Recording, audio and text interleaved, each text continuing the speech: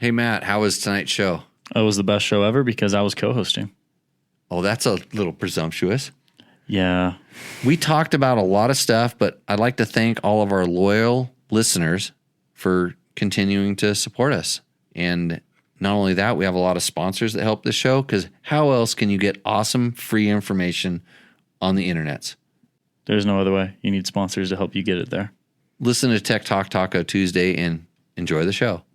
Audio. This is a good question. There we go. Now welcome to Tech Talk Taco Tuesday. Welcome to Tech Talk Taco Tuesday. Like I said, my name is Jimmy Lewis. This is Matt Mattoon. Hey there. Technical difficulties again. This is the way we like to start the show off. Yeah. OBS was not picking up the mic for some reason. Thanks. Does the first one to comment get a prize? Any first commenter but Craig Hunter gets a prize. Yeah, I agree with this tonight. I was actually gonna say maybe the first person to ask a decent question on Instagram, but I'm gonna send it to your prize to your Instagram account, and I don't know what that is. I don't even know. I went live on the wrong Instagram channel. Right. We both had technical difficulties. Well, I always do, but that's why I'm not doing what you do. Right. Just two buttons. Have you ever hosted on Tech Talk before? Like sat in the co-pilot seat? Yeah, I've been a host on the show before, and not being a producer. It was years ago. I remember, I think it was Tech Talk Taco Tuesday number 7 and number 20 something. Oh, you remember the numbers? Yeah. Were the shows horrible? Yes, but not because of me. Okay, so I elevated the standards. If you're wondering what Tech Talk Taco Tuesday is, and what was that beeping noise?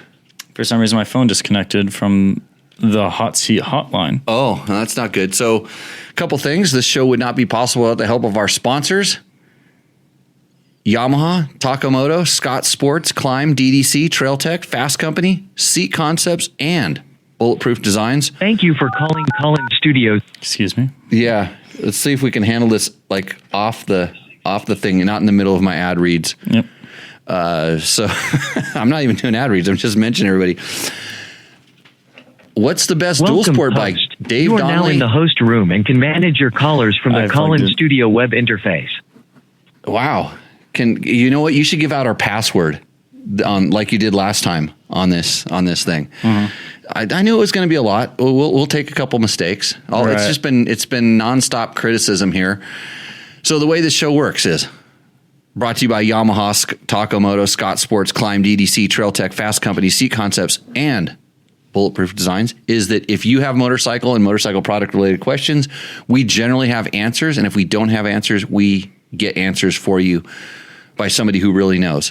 Mm-hmm. I kind of know a lot of stuff, but the more I do this, I realize the less I really know. Mm-hmm. And there's a lot of different ways to skin a fish. I think you skin a fish, right?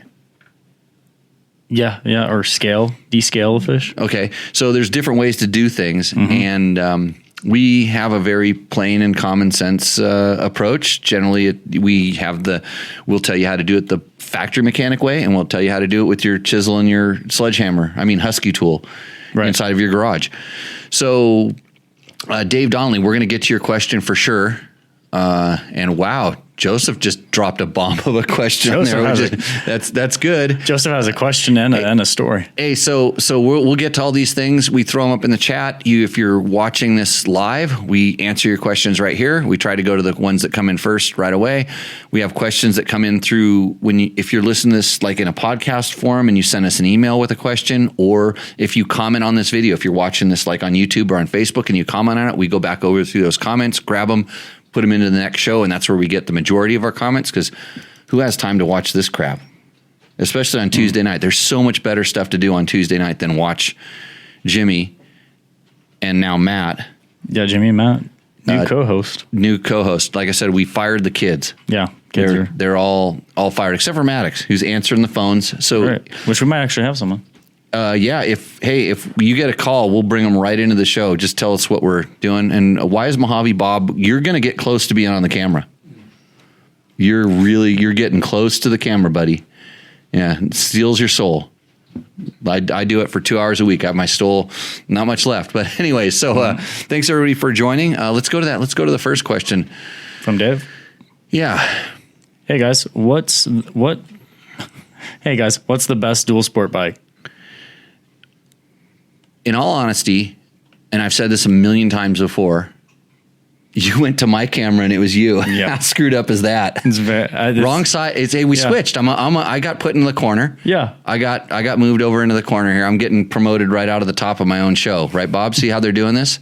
I fire a couple people and all of a sudden now I'm over here. The cream is rising to the top. I've said many times, probably the single best dual sport bike right now and for the last since 2012, it's been a KTM 500 EXC. Period. We can argue about like different colored versions and all that stuff, but just take that and run with it because your question was 1, 2, 3, 4, 5, 6, 7, 8 words. I'm going to give you a one-word answer. KTM 500. The show is brought to you by Yamaha. Yamaha, for motocross riders driven to dominate, the Yamaha YZ line of 4-stroke bikes are built for victory. Visit YamahaMotorsports.com today to explore what's new and improved for 2023. 2023 coming up. Yeah, you can look at the 2022s and the 2023s, and if you don't know, probably the single coolest thing about the Yamahas is their power tuner that you can. Yeah, that app is really impressive. Free app, and you can turn your bike into almost anything. So it's like you can have any motor type you want with that. So on to the next one. Joseph Hahn says. Joseph Hans. That's where you start reading and I drink. Right. I was looking at the call room. I have a 2002 DRZ 400E. That's been a great bike for me. Never had any issues and like to ride slower. That's a comma. Technical trails. I felt that I've been pretty lucky so far and decided to add some radiator protection with some Unibiker guards. Unibiker guards. For some reason, Pro Moto Billet does not make guards for that bike, as far as I can tell. But keep going. Yeah. For some reasons, I'm concerned that I could create cooling issues that I haven't had before. I'm concerned because I had to remove the plastic air directing louvers and then block some of the radiator with the guards. How do I monitor the temp of my bike? Do I need to add a gauge or a sensor? Watch the expansion tank? Other suggestions? That's a really good question. So you're onto something with the louvers doing what they do, and effectively what they do is they kind of slow the air down a little bit and kind of they jam it into the radiators and kind of get it moving sideways so it does stuff, creates a vortex behind. There's lots of stuff. There's lots of reasons for the way they have louvers. So you can affect it. For 90% of the people, it's not going to make a difference. So the first thing, if you're concerned about it, the best thing to do would have been had a gauge. By the way, Trail Tech, one of our sponsors of the show, makes really nice gauges. They have a little gauges called a TTOs that do a lot of different things. One of them is a temperature sensor, and it has a thing that you can slide in your radiator. It's just I think it's copper, whatever. It just slides between the fins and measures the radiator temperature. They have one that goes in line, so it's like a thermostat housing kind of thing, but it's a temperature gauge. And so there's lots of ways to monitor. It would have been good to monitor it before and after, and then you would know. The easy way, like you mentioned, would be monitoring the coolant catch tank. If you all of a sudden you find yourself pushing coolant out and not, like doing it, not doing it, whatever. But the louvers do make a difference, and I noticed, and contrary to what you would think, is if you're riding really fast, the louvers are better. If you're going really slow, they don't make much of a difference. And so and this is not from any sort of this was not from any sort of science. This was just from what I noticed in when my bikes would boil, not boil, depending on which radiator guards. Because I've had bikes that have boiled while you were holding them wide open or going pretty fast, and they didn't have a louver on it, and we learned that's what it was. And Bob over here, Mojave Bob, is our in studio pet. I'm the defender of the Queen's English. He's the defender of the Queen's English, and I said something wrong. Louvers? No, does his bike have a radiator fan? No. DRZ 400, and what are you doing riding that thing on technical trails? I'll tell you what, let me just sell that thing and get a KTM 300 or a YZ250FX. Yeah, those things are awesome. Yamaha is a big sponsor of the show, and so yes, get a Yamaha. I'm honestly stoked that we have sponsors.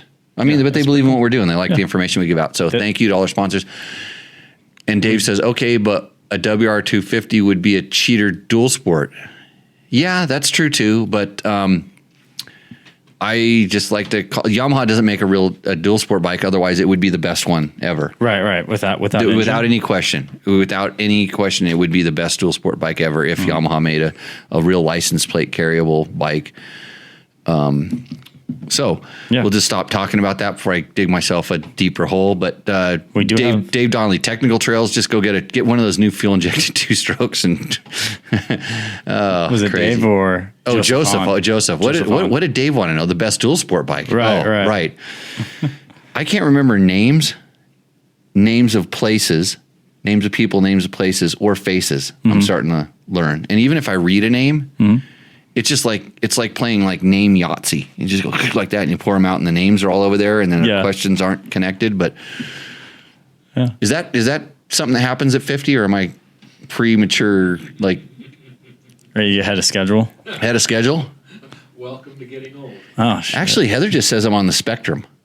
You know what you're doing? You're touching buttons over there. You almost just hit drop. No, that's not why this thing's been going off. I don't know what's going on. We have a call? We do have a call. So we're going to bring Steve on. Hey, Steve, welcome to Tech Talk Taco Tuesday. You are live on the show on the Seat Concepts Hot Seat Hotline. How can we be of assistance today? Good God, man. Thank you. If I was having a lucid moment, I'd probably be afraid to do this, but I'm not at the moment. But your last caller, I can get him a WR250R that's been worked on, or a DRZ if he wants one. Okay. Or else I got a 300 that I want to upgrade my 300 for a fuel injected one. Are you running a side business as a motorcycle shop there, and you're just using Tech Talk as the way to advertise? I mean, can we give your Instagram account? Or no, I just was listening. I was just listening to you, and I was like, I'd had those two bikes, and I have a 300, and you guys were just talking. And my question on my 300, which is XEW, it's an 11, and how do I get the base gassy thickness that I already have? Because I've done enough mechanical things, and I could go on a list of them, but I'm not trying to change it. I don't want to make it worse before I make it better. It just seems like at 250 hours, it's probably due for a piston. Do you think? Yeah, it wouldn't hurt. I mean, I think that pistons are good on those. I would say if you're going to stretch it, you can go 150, and there's people that should change them at 50, and there's other people that can probably get a little bit more, like yourself. But here's what I do when I it would have been good to do it, but now that I've got some ribs, and you know how they make those sounds like broken sticks, and you can hear them in your helmet, and it's not the first time, and they're finally healing up enough so I can work on the bike instead of and it just seems like it's been time to put a piston in it. Yeah. So how do I back to the question? It's really simple. When you take it apart, pull out your caliper and measure the thickness of the base gasket. And that's what I always do. Enough. It'll get you. It's if you're within a few thousandths one way or the other, because it's crushed down. But sometimes you can find places where it's not crushed down, where it's stuck outside of the pinch of the cylinder, and you can measure it there, and then measure it crushed, and realize that the crush distance is what it really is, and that the other thickness. And then I usually like to, because those will actually, on the outside, in my experience, they have expanded over time from just getting sprayed with water and whatever. So it's going to be in between those two numbers. And the other thing is, realize that you're adjusting your kind of what we call the deck height when you do that. So there are a couple, if you wanted to have a little more compression, you might be able to kind of drop it down a little bit more. Yeah, I live in the Rocky Mountains. I'm between the ski area of Vail and Glenwood. And, we're running, it's not that often I'm at 12,000 plus, but, and you're at 8 all the time. I guess Yeah, even when I'm awake. I mean, Right. Yeah. So I'm asleep, at that altitude, if you're going to be up there that much, it doesn't hurt to give the bike a little bit of compression. It can wake it up. And my buddy Victor here says my new friend Alzheimer is hanging with me these days. Alzheimer. I mean, Alzheimer's. Yeah, no, yeah, something like that. Yeah. Oh, I heard one. That's where I'm at. I heard one at the bar the other night about something. I got to remember what that name was, and I'll tell you the story. But hey, thanks for the call, and let us know when you rebuild that thing. Let us know how it goes.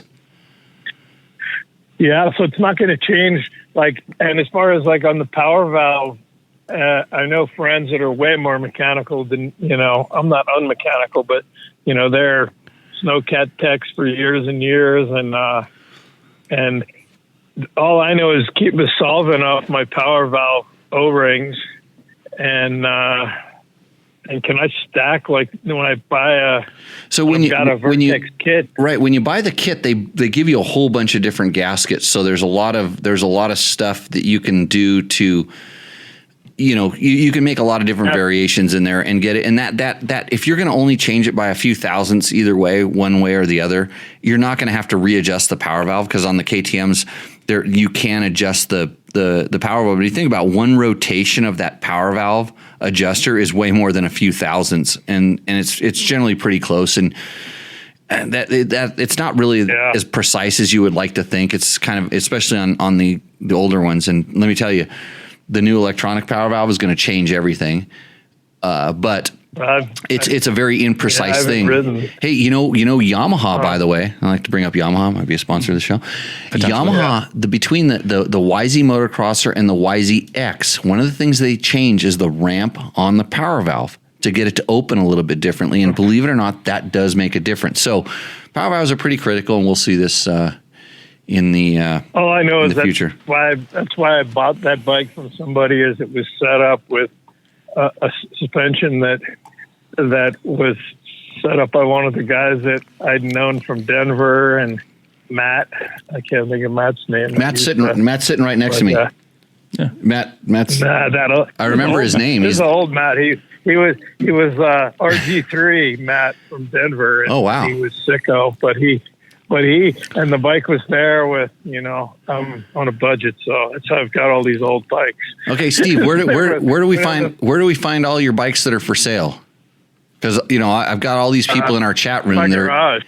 What's your Instagram? Are you on TikTok? Are you on the Instagrams?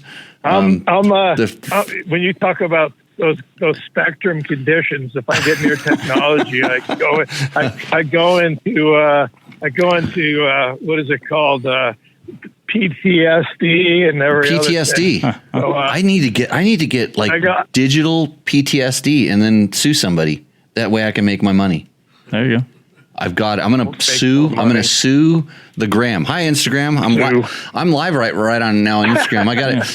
If you're a good, what do you take the case on pro bono?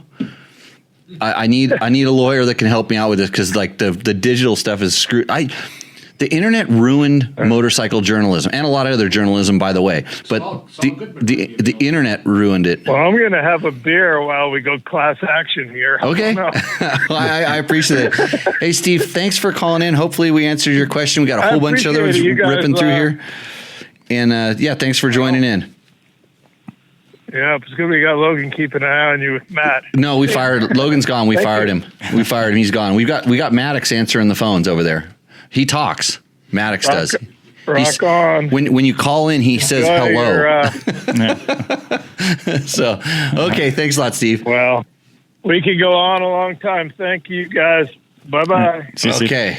Let's get back into these questions in the chat room. I saw a question on the grams here.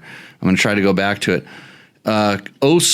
OSU fan 2003 said, my boy just got a 2009 CRF 250X.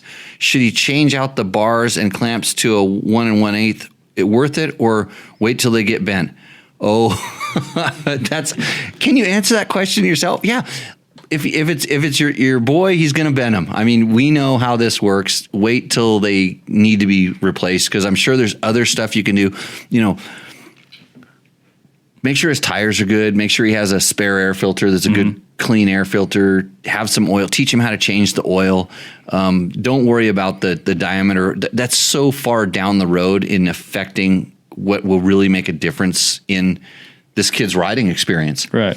Have a good, solid working bike. If everything's straight, make sure the levers are straight, all the little things first. But changing bar diameter is not going to make a big difference. But if you're like me and you're really picky, you need to look at Fasst Company flex handlebars. Oh, that's if you want to go to the bigger ones, check out flex handlebars. I'm a poster child for flex handlebars because they allow me to ride 2 days in a row. Like if I ride with regular bars, the shocks that go into my wrists are bad. But most people that listen to this show, I think, they got a couple extra bucks in the pocket and they want to get the good thing for their bike. So if you're going to upgrade your bars to a 1 1/8 inch, check out Fasst Company. That's FASST, fastcompany.com with the Flex, FLEXX handlebars, used and endorsed by Jimmy Lewis to a level that you can't even understand. So next. All right. So from Todd Kelly, how do you address an air leak between the stock header and an FMF 4.1? There's no clamp, springs, or gasket there on my 16 KTM 500. So, Todd, between the stock header and the FMF slip-on. Oh, okay, I know this. This happens on Husabergs a lot, by the way. All right. Because 570s make a shit ton of power, excuse my French, and they have a composite subframe, which is way before the white KTMs came along and said, oh, we've got composite, like... Husaberg you can actually turn that composite subframe into a gas tank. There's a company that made a whole composite gas tank because you need a lot of gas in those because gas makes horsepower. Right. But so when you have a flexi, joint back there is what you have. Those things kind of move around. Todd, I don't have a really good answer because you could take it and use some of the high temp red silicone is probably your best thing, and you need to put it on there so you don't, because it's high temp. If you put a lot in there and it makes a ring in there, you're going to get kind of like a little bit of a restriction. Not that it really makes a big difference, but you don't want to pump a whole bunch in there, and it will last. Believe it, inside of that hot environment, it'll stay there for a long time. But if you can put it on there so that it doesn't squeeze into the header, so you would apply it on not at the lip of the header, but back a little bit. And that stuff is flexible enough to where, especially on a KTM, you shouldn't have too many issues.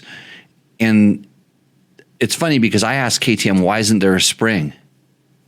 Because I had this issue a while back, and they just saw no need to put an extra thing on there where the stock one, like I said, kind of has a spring. And I think that just keeps it in a certain different kind of compression. But that's what I would do, Todd. If it's really bothering you that much, but if your bike's carbureted, nice and lean like mine are, because they're mostly stock, it doesn't do anything. It doesn't make any difference. What is Nate? Nate or Tater? Nate or Tater. That's a good name. Has anyone had any experience with the Shiroko 500 factory? Not too much info online. I'm sure people have. I haven't. Shirko, I have no contact with them whatsoever. Yeah. They have highly paid factory riders. They do well in rallies. They're all over the place, but I haven't seen a whole lot of credible tests on the bikes. And I mean, the Shirkos I rode a while back were definitely good. They were getting there. They were getting better, but I don't have any experience with them, but don't know anything about the Shirko 500 factory. I'm sure they'll sell every one they make, and when they stop selling them and they start coming around, we'll test them. Mm-hmm. Or the bikes aren't that good and they won't have us test them. Well, didn't you say we were actually on the topic of bikes that we haven't gotten? Didn't you mention we might be getting a Varg when they start coming to U.S.? Somehow we got on the list. Nice. Yeah, we got on the list to actually test one. So it'd be nice. Mm-hmm. We'll see. when that happens. Right. I don't want to say if that happens. I don't want to be that much of a Debbie Downer, but you're talking there's a lot of money and a lot of technology. And I asked someone I know who's on the waiting list, got any info from them? And they sent me a video of them like putting batteries in cases. Yeah. I'm like, okay. Well, I just don't see how they're going to meet the manufacturing. Well, they evidently had a lot of orders and there's a demand for it and all this. But if you think about it, you put $100 down on a $12,000, $14,000 purchase. Mm-hmm. And when it finally says, oh, we're here, like $100 isn't that in. You're like going, well, I don't have, because the economy was really good right when they announced. Everybody just got their stimulus check. So it's no problem just to rip off $100 from that and send it in and say, I want one of these. I want to get in line. And I see a couple different things is that everybody wanted to get one and they thought they were going to be the guy that was going to get one. It was going to be unique. I'm going to be the first. And now you knew that there's 800 other people within a few hundred miles of you that also did this. Right. And so maybe you're not going to be as exclusive as you thought. And it's a lot of other things. But actually, I had other news I saw today come up in my little headlines searching. Right. Can-Am's coming back to the motorcycle market with electric motorcycles. Yes. Yeah, I just with retro kind of stuff, which is a perfect market for urban kind of things. Yeah. Park City ADV Dual Sport says, will Brabeck win his golf cart class in Vegas to Reno? I don't know. Maybe I'll go live on Dirt Bike Tests and ask him on. They're staying here on Thursday before they head to the start line. Guess who his co-driver is? If you know who his co-driver is, maybe that's worth a, like, we can give you a DBT T-shirt or something like that. Ooh, I have a theory. I've got to find somebody to send those things out. I fired all the kids. We have nobody to do. They didn't do anything anyways, so I still have to do it. The CBUSCAGL. That's a mouthful. Yeah, says, why hasn't KTM fixed the pointy, sharp air filter cage problem? I kind of think they have. So companies like Moto Minded, actually, do you reach out to them? Are they sponsoring the show yet? Okay, no. Good. So Moto Minded makes a nice thing that you drop on top of the air filter cage that is pointy. Mm-hmm. If you're using new air filters all the time and you're careful and all this stuff, it's not a problem. But I can see where if you're like me and you keep reusing air filters and you use like air filter oils like the Rock Oil synthetic water washable air filter fluid, which is actually kind of hard on the foam because it's got a lot of whatever in it. Mm-hmm. It can be hard on it and it can punch through. I've never had one punch through, but I think they did something to it, believe it or not. I haven't seen a 2022 or 3. I haven't pulled an air filter off one of those yet to see it, so I don't know. But I thought they did something. Dave Donnelly said it's me. No, it's Matt. Yeah. No, Moto Minded makes the piece. Yeah, Moto Minded makes the good little piece that you want to fix that problem. I think manufacturers, they don't really want to, but they always leave something for the aftermarket to fix. Because nobody wants to ride a stock motorcycle except for me. Right. I want to hop on a stock motorcycle and ride it and never have to touch or do anything to it. It'd be so awesome if it was delivered to me. But the problem with most people is, unlike me, they're not perfect. And they build the motorcycle for the perfect person. Yeah. So at 5'10" and in my dreams 185 pounds, I'm perfect for most motorcycles. I fit right on them. Like I don't have long arms or extra short legs or any of these weird problems that regular people have. So it's on you. It's not, they built the perfect bike, but you just don't fit it. Well, I actually fit it because I'm about 5'10". 175-ish now. Right. So bulking up. Most of them bulking up. most of them fit me pretty well right off the bat. But that's kind of an interesting. There's something you said that kind of brought up an interesting point in my mind. Is why is it that in like dirt bike culture, or just kind of motorcycles, why is there this? It's almost seen as like lame to have a stock bike. Like it's cool to mod out your bike, and it's not even like unique mods. No, there's nothing wrong with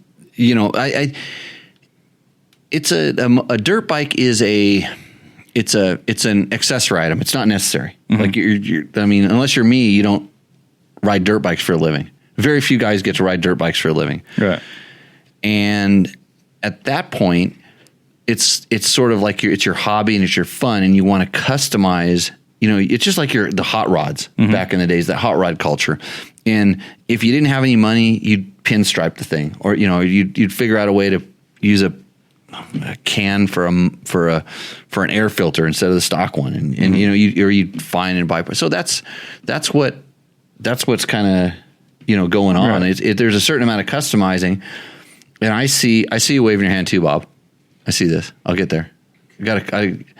My ADD hasn't kicked in that hard yet. I forgot my point. Oh, you're going to forget your point too? Yeah. Alzheimer is sitting right next to you. So it's dementia. Dementia? Yeah. So have them look at the car culture. That's what I just said. Yeah. Isn't it amazing, Bob, how I start explaining things before you can even ask the question? In the old days, if it wouldn't go, you chromed it. Now you put carbon fiber on it. Yeah, wrap it with carbon fiber. Yeah, no, screw carbon fiber, print it. 3D print it. Right. No, that's what we do now. Some stuff. But dirt bikes are it's that kind of thing. You can modify and tune and do different things, and a lot of stuff that it's some of it. A lot of it's not necessary, or you just feel like you have certain needs. And I mean, I get it. I've got a Yamaha Tenere 700. Yeah, brand new in the garage, mine. I own it, and I'm going to go through step by step each individual step. And I haven't had time to actually go ride it that much. I've just kind of ridden it down the street a few times, and it's totally 100% off the showroom floor, box stock. And I'm going to go ride it, and then I'm going to come back and I'm going to do the first thing that I really need to do. I know what it is already, and because just from riding the stock one, because we were at the intro, and we entered them at Glen Helen, believe it or not. That's where they met us, and we did a dual sport ride out of there. I got out the front gate, and I knew exactly what this was. And this hasn't changed. I mean, because the bike hasn't changed much. Mine is different because it has it's Euro 5 emissions. And so they've put a giant cat. They have two cats on it now. There's a giant cat in the front. But when I rode it around, it didn't seem like it changed anything. So I'm just going to go step by step, just because I want people to kind of learn that process. Like, how do you decide what you want to do? And there's stuff I want to do for no better reason than I think it's cool. It's going to make my bike look better, work better. I'm going to feel better about it. Right. And if you do that for your bike, for whatever reason, you have an opinion and you have a reason for doing it. And I can't fault you for doing it. I'll tell you what I think, but it's not going to, unless you put a front disc guard on it. But I'm trying to get over it. I'm really trying to get over this. I've sought counseling, and they said, Jimmy, you need to be a little more positive. There might be something good for it. And I was thinking, like, you could invent a game where you put a target on the wall, you could throw them at it, and it'd make a nice sound. Oh yeah. Yeah. It's wait a minute. What did Todd say? It's the complete opposite. You guys, the elite dirt bikers, think it's lame to mod and give us crap for modding. No, I'm elite. Yeah, that's you got that right. But it's lame for. He said he included me in the elite dirt bike guys. No, he didn't. He was talking to me. No, he said guys, plural. There's two guys here. Who else was he including? Guys. It's you guys. Yeah. See, he called me an elite dirt bike. Wait, hold on. The elite dirt bikes. Oh, wait. The dirt bikes are elite. Dirt bikes. Yeah, I don't know. I told you I modify my stuff too. I have I have very few stock motorcycles because I do certain things to all of them just because I've learned that I like them. And my trajectory is I'll get a bike, especially a newer bike, and I'm trying to tune it up, and I'm going piece to piece, modifying, and I'll get to the point where I'll go over the top. And generally at that point, something I've done causes the bike to not perform well and or fail, or something goes wrong. You know what I do then? What's that? Sell it. And there's very few bikes that I've sold. Right. With how many motorcycles you have now? Yeah. So, hey, Chris Reel comes in. Here's an expert, by the way, not like me. He says the big cat Euro 5s Euro 5 cats flow really well. And with the big catalytic converters, the engine can have more fuel and they make more power. And that's coming from somebody. Should we bring Dave Donatoni onto the show live? Why not? Dave Donatoni, welcome to Tech Talk Taco Tuesday. You are live on the air. Oh, wonderful. You didn't even use the call-in line, which the Tech Talk Taco Tuesday Hot Seat Hotline brought to you by Seat Concepts. You could have called in at 775-318-5515, and I would give you exactly as much crap on that line as you are on my live phone. Well, at least I know that I get the same kind of treatment everywhere I go. Huh? That's kind of nice. Yeah. So how can you have a motorcycle product related question that we can get to today? Yeah, I was just kind of wondering about this radiator fan we've been talking about, and how I could maybe make it easier to put it on since the tank and seat are already off the bike. Well, since the radiator fan brought to you by Trail Tech, by the way, Trail Tech, we got our hands. So Dave, just for no reason, went out and bought a 2022 KTM 300 XCW. Oh, nice. Yeah, cherry. Whew. Thing was sweet. And we got him in Chirby's tank. Mm-hmm. And so he's testing the new Chirby's tank. He got one that was a little bigger than we bargained for. Okay. Because the smaller one wasn't around, but it's in there. And we put some Bulletproof Designs radiator guards on before we bent the radiators, so they went right on. It took how long did it take me to mount those things, Dave? Oh, maybe 10 minutes? 10 minutes. Yeah. Wow. Just on and off, simple. Nice. So and now I acquired the. Why is the tank and seat off? Oh, I'm wiring in my GPS unit. Oh, you're putting the Montana on there. I've got the Montana going on there. Well, it's going to all come back off because. Well, actually, we're gonna run dual. We're gonna run both the Trail Tech Voyager Pros, so we can buddy track. Because you are my buddy.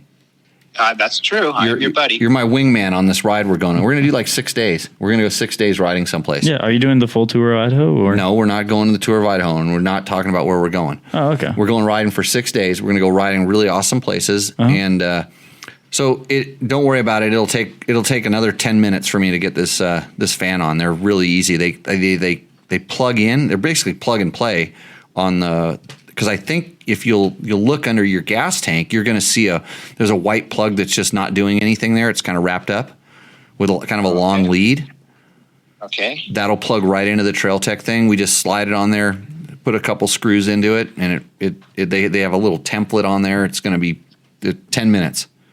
Oh, that'll be nice. Yeah. So and then at the same time we have the seat off. I'm going to wire in the little wire for the Voyager Pro. Oh, okay. So I'm going to run dual GPSs because I don't think I looked at the files that we got today for the ride we're doing, and there's color coordination, and I don't think that. Casey just texted me and said no telling, just for fun. Yeah, no, I saw their color coordinated, and I'm like, I'm going to use the GPS I'm used to, but I'll run the buddy system too, so you can see how far ahead I am. Oh, nice. How far? Okay, yeah. Don't open on that one. No, I know. I was riding probably for one of the few times ever. The other time we were riding, you were riding in front. Yeah, that was weird. I was. I bet you that felt really weird to you. It did actually. Well, it was like, hey, it was your ride, your bike, and I'm like, I'll just kind of hang back and we'll see how everything works out. So I don't mind riding behind. I just stay out of the dust. It's all good. Then you realize how slow I really am when I'm not just dusting you out the whole time, right? And it doesn't seem like the speed changes too much. So, well, cool. I will give you a call after the show, but it's probably past your bedtime. Yeah, probably getting close to bedtime for me. Although I might be up for a little longer. I'm still in the shop, so you never know what might happen after this. Right. Well, to have your girlfriend give you the review of our show. Hey, wonder what? Actually, I'm on because I grabbed my phone. Yeah. I'm on whatever they call this thing, Instagram Live, up my chin. Oh wow. So I've got you in my pocket now. It's like up my. Now chin. I got you in my nose hairs. Yeah. Let's see. The newest, latest, greatest my version. My mole right here looks really good on the grams upside down right now. Wow, look at that. Our viewership is dropping. Well, no, they don't see this. Let me see how many we've got on this thing. I'll turn it upside down here. Oh, I don't know. It's too hard to figure this technology out. I'm planning on suing Instagram right now. That's and Facebook and all the other YouTubes. Yeah. I gotta get a good lawyer. So right on, Dave. Well, it sounds good. I will talk to you tomorrow and we'll go from there. All right, Jimmy. Thanks for putting me on live. Thanks for being on the Seat Concepts Jimmy's phone hotline. There we go. Okay. See ya. Okay. So I'm going to sign off of here on the Instagram Live? Instagram Live. So I'm going to sign off of there. Okay. So in now, we're going to, because I don't think anyone wants to see anymore. So while you're doing that, have we talked about the Rocky Mountain and Amazon links? No, you should talk about that. So if you go on dirtbiketest.com, there's a little thing on the menu now. It says support DBT. You click that option and it gives you our Amazon affiliate links and our Rocky Mountain affiliate links as well. You can click on that and we get a small slice of whatever you purchase and it really helps us out. It really does help out. And just so you know, that one of the kids that I fired, he's going to get the increase in this month. So if you're going to make some big purchases, go do it this month. Mm-hmm. And I'm going to give the increase because I challenged him to do it, even though Matt probably did all the work. No, he gave me the idea and kind of gave me some good feedback. That's good. Yeah. He was pretty proactive about it. That's strange. All I do is yell at him. Yeah, Cletus or Cooper or whichever one that was, one of those guys. They roll through here like cordwood. You just stack them up and then ship it off and sell them. Yeah. So kind of like slaves, but we're not allowed to do that anymore. But I just use the young kids around here. We need more. Yeah. We need to find more. We need to find more. Maybe we just put out like a job posting. Oh, you don't just go capture them? No. I chase them down on dirt bikes. I literally chase them down on dirt bikes like, hey, kid, what are you doing? And then enslave them to come over here. It's like, hey, look, I got all these cool dirt bikes. You want to wash dirt bikes, pick up dirt bikes at my school. So it's a little bit of that. Mm-hmm. So anyways, hey, if you have questions you want to call in and ask them live, you can do that. Our number again is 775-318-5515. We got Maddox answering the phones. He will say hi and actually talk to you a little bit. It won't be just calling into a void. So you can do that. And there's a lot of information. If you're wondering, like when we start talking about what's going on in the chat, a lot of times the chat pops up in the corner of the feed. Sometimes there's some good questions kind of going up in there, and I have to put my whatever this Instagram live is. I gotta do that, and I'm sure Victor's giving me a hard time. I wish I could remember the name of someone that I learned at the other bar. Jimmy, you're on the spectrum. That's the other thing. Okay. Next question, Matt.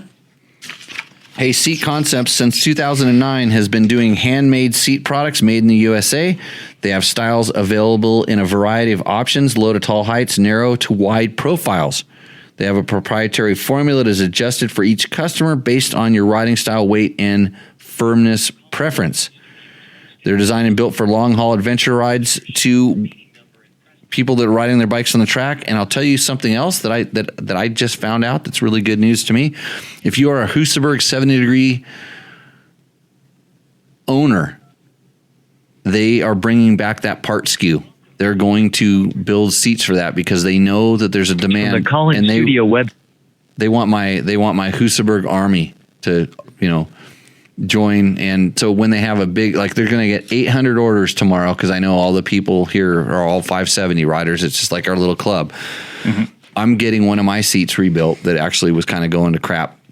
You need to have your seat base, your stock seat base, and they can do the foam and the cover for it. So go to seatconcepts.com and get a Husaberg seat. And Aaron Long has a question. Why do you dislike the 690 Enduro so much? How do you know that? Like, where is it? You heard about that from watching old episodes, Aaron, or do I just look like a person that hates the 690? we should maybe have a shirt that's like 690 tiers.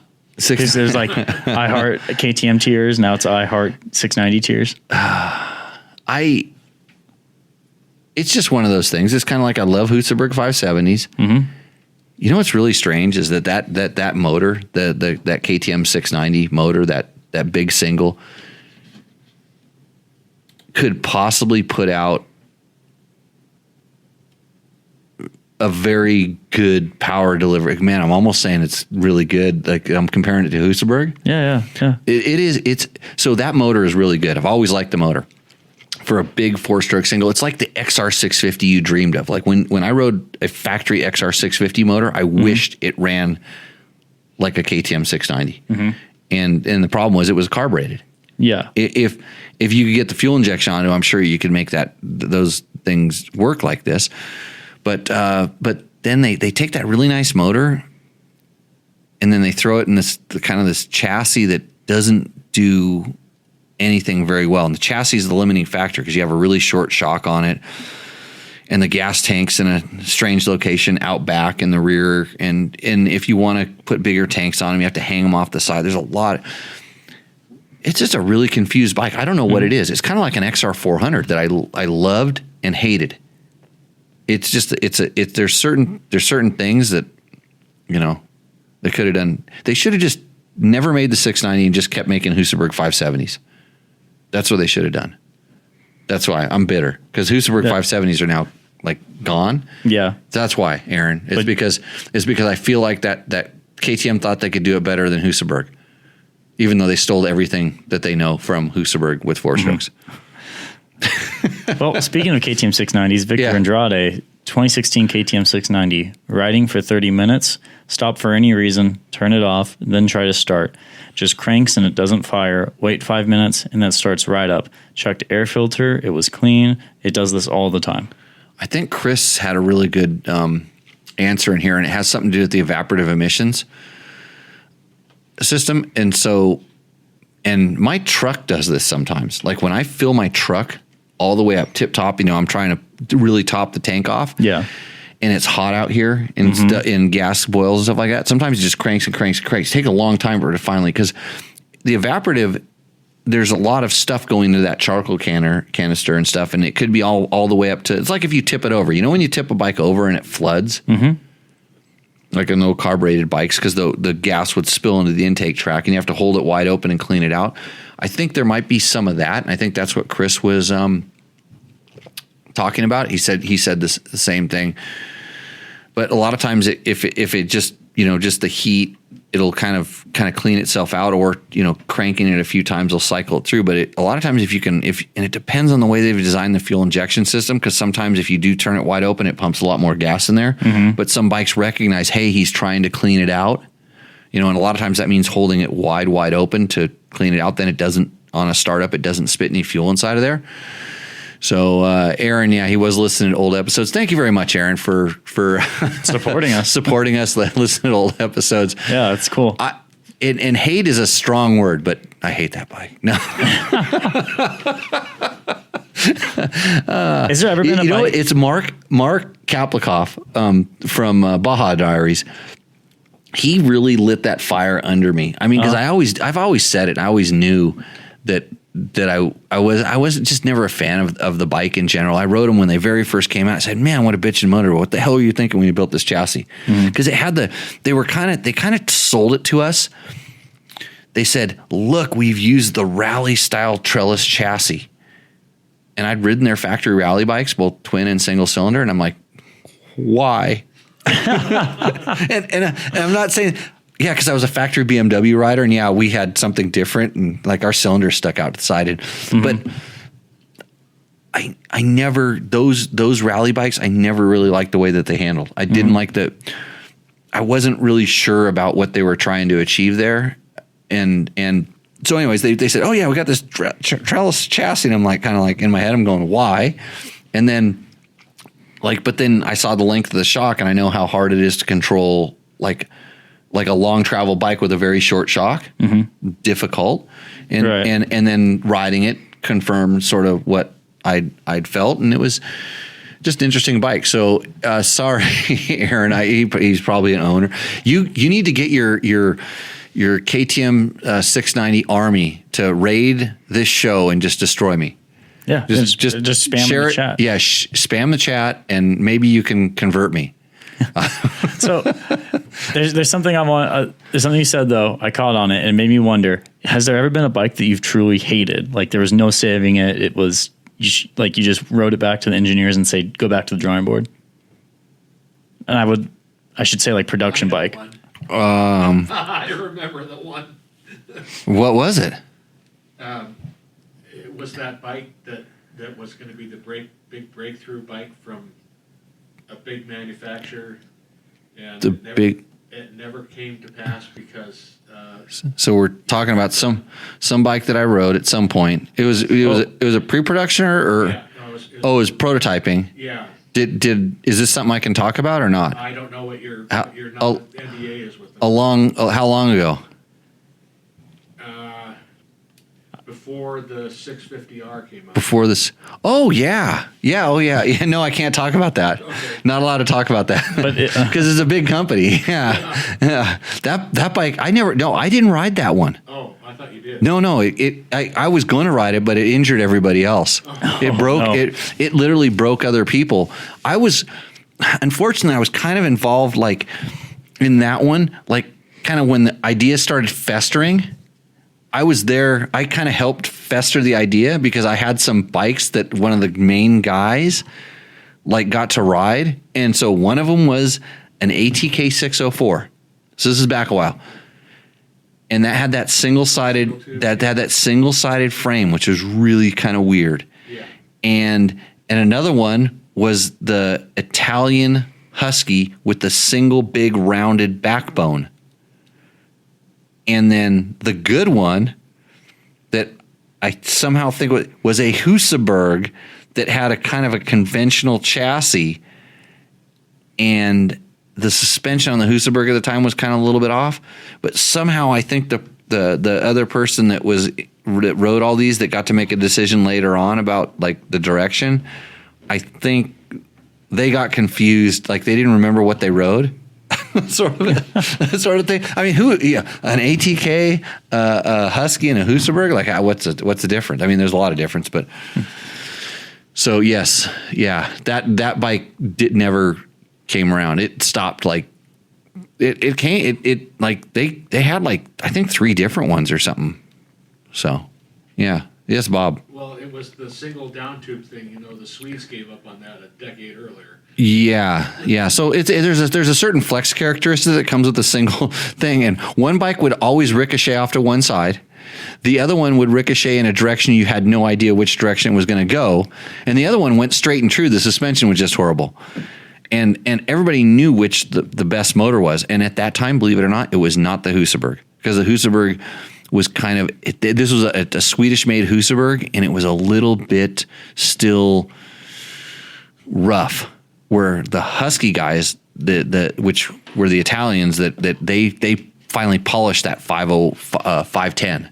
They got that thing pretty good. I think we weren't electric start yet. We were still kicking them, but they tuned it. But man, those are. I mean, that was cool to be able to ride all that stuff back then and see. I liked it when people tried different things. I mean, I have no problem with you trying a different stuff, but. Hey, the 690 is still going, and it's been how many years, and they still sell a ton of them. So I'm wrong there. By the way, got another question there, Matt?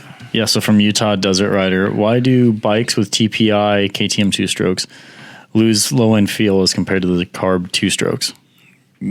Boy, that's a interesting question, but I don't think you're phrasing it right. So lose low end feel. So you're talking about snap. Is what I think you're trying to describe. And this is the thing. This is an interesting thing about like when we talk about if you're like a test rider or you're a guy that gets a bike and you have an opinion, you know what it is, but how do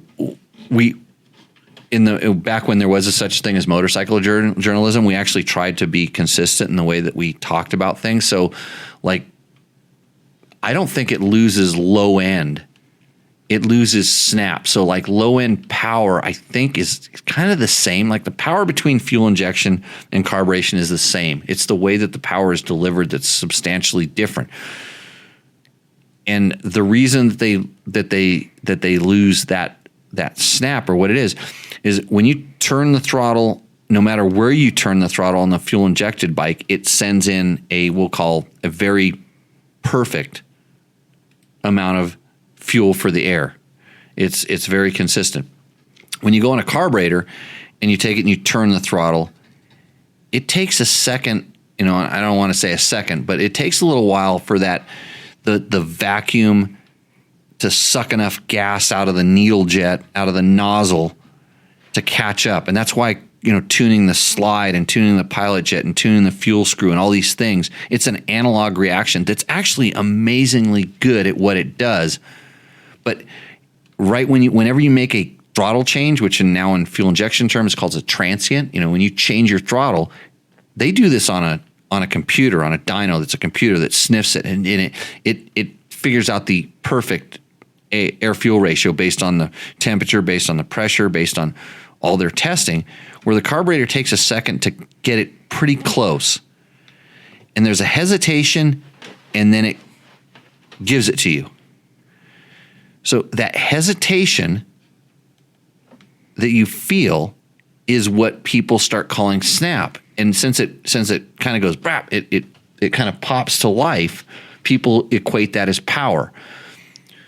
Generally, especially like just let's say if you're in the sand and you're on a KTM TPI bike and you turn the throttle, it feels kind of sluggish. Mm-hmm.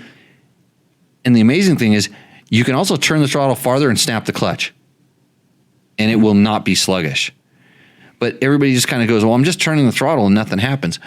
But the exact opposite happens when you're in like a traction compromise situation and you go turn the throttle and then it gives you that snap and it breaks traction. And then it's good and bad. So this is the way that I think that, it's how it's described and what it is. I don't think there's a difference in power. It's how the power is delivered.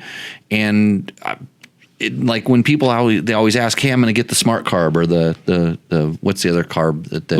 Electron, the smart carb Electron, which somehow is less snappy than a Kean or Mikuni. Mm-hmm. Mikuni is more snappy than a Kean most of the time. And we're talking if everything's jetted perfect, but it's not that hard for someone to have bad jetting, and then that snapping even gets more prolific. Mm-hmm. And sometimes that's more power, or they put a different pipe on it and the jetting's off, so it goes brrrah, and they go, oh yeah, I got it. Bingo, I won.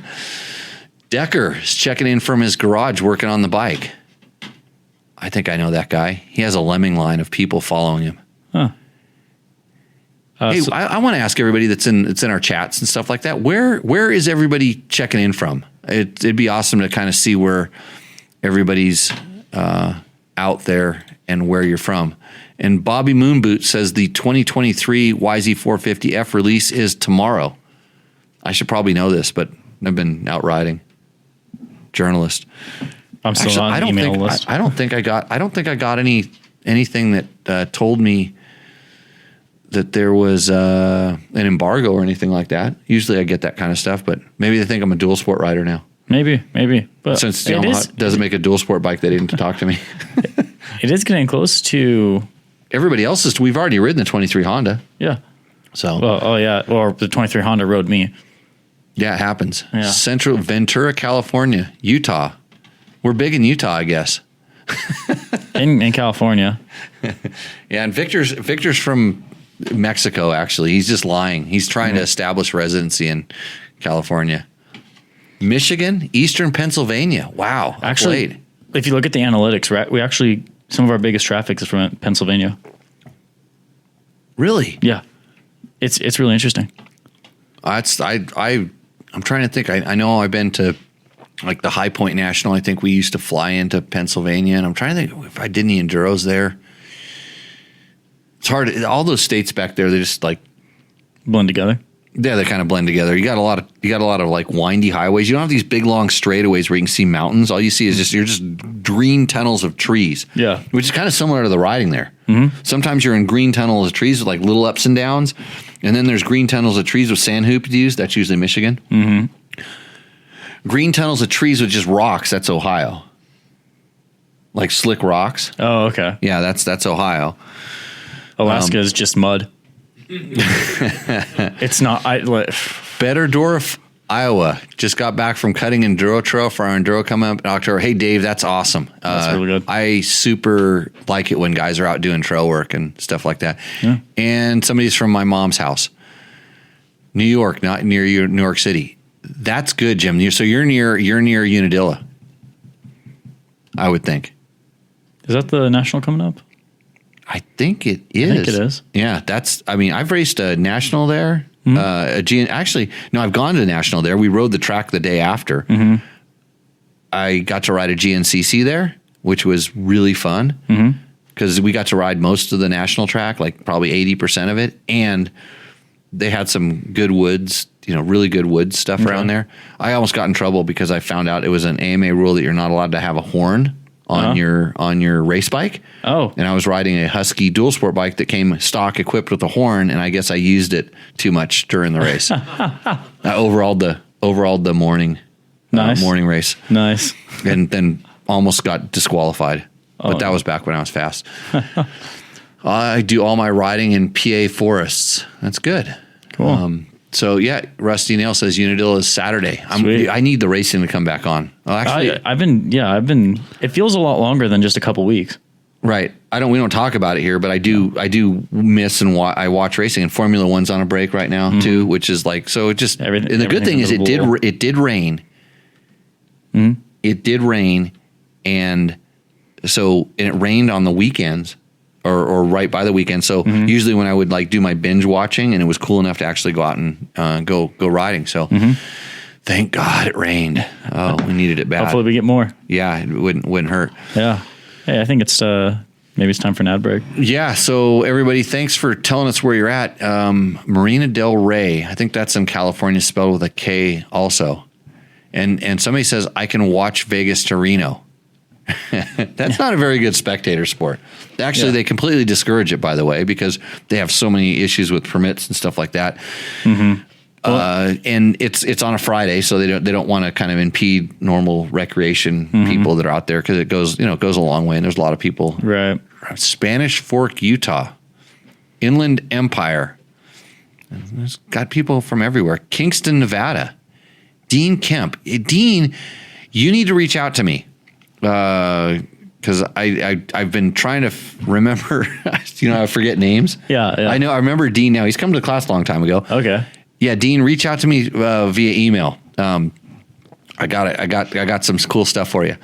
So, okay. Well, we're going to go ahead and take a quick commercial break. For Matt Mattoon, this is Jimmy Lewis. We'll be back in a few minutes to do our favorite segment. Roosterendo, brought to you by Takamoto. Takamoto's Roosterendo. Yeah, and then I think we're going to shut down the Seat Concepts Hot Seat Hotline. Yep, that's going to be done for the night. Yep, so remember, get your questions next week. I think we're taking a break next week. Yeah, we're taking a break next week.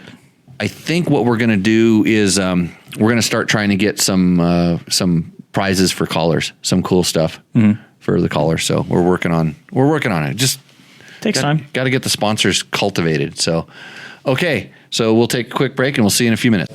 What's up, Moto Buddies? Mike here from Taco Moto Co. What is the Taco Touch? It's the best service in the industry. Virtually 24/7 tech support via email or text. And it's like having a dirt bike doctor on call every day of the year, helping you fix your bike or recommend parts or setups for you. If you've ever received an order from us, you know that the Taco Touch extends to our fulfillment, and our orders come with the coolest stickers that you've ever had, buying parts from anybody before, and a handful of root beer barrel candies. All of our Taco Moto co-branded components come with a no questions asked lifetime warranty, and we'll even extend out the warranty of other manufacturers, OEM, and aftermarket parts where we can, sometimes for life. We test and tune endlessly and exhaustively and obsessively. We're trying to destroy everything that we can before you get your hands on it, to look for weaknesses and to improve it, or to make recommendations to the manufacturer. And if it's something that doesn't meet grade, then we don't offer it on the store. Everything that we carry is something that we have personally used, tested, and ridden, and raced, and knows meets the high Taco Touch demanding standard. Go out and get some adventure. Since 2009, Seat Concepts has been dedicated to making the best aftermarket seats. More comfort, more grip, more riding. For 10 years, we've continued to raise the bar. Innovation and American craftsmanship make Seat Concepts the world-leading manufacturer of power sports seats.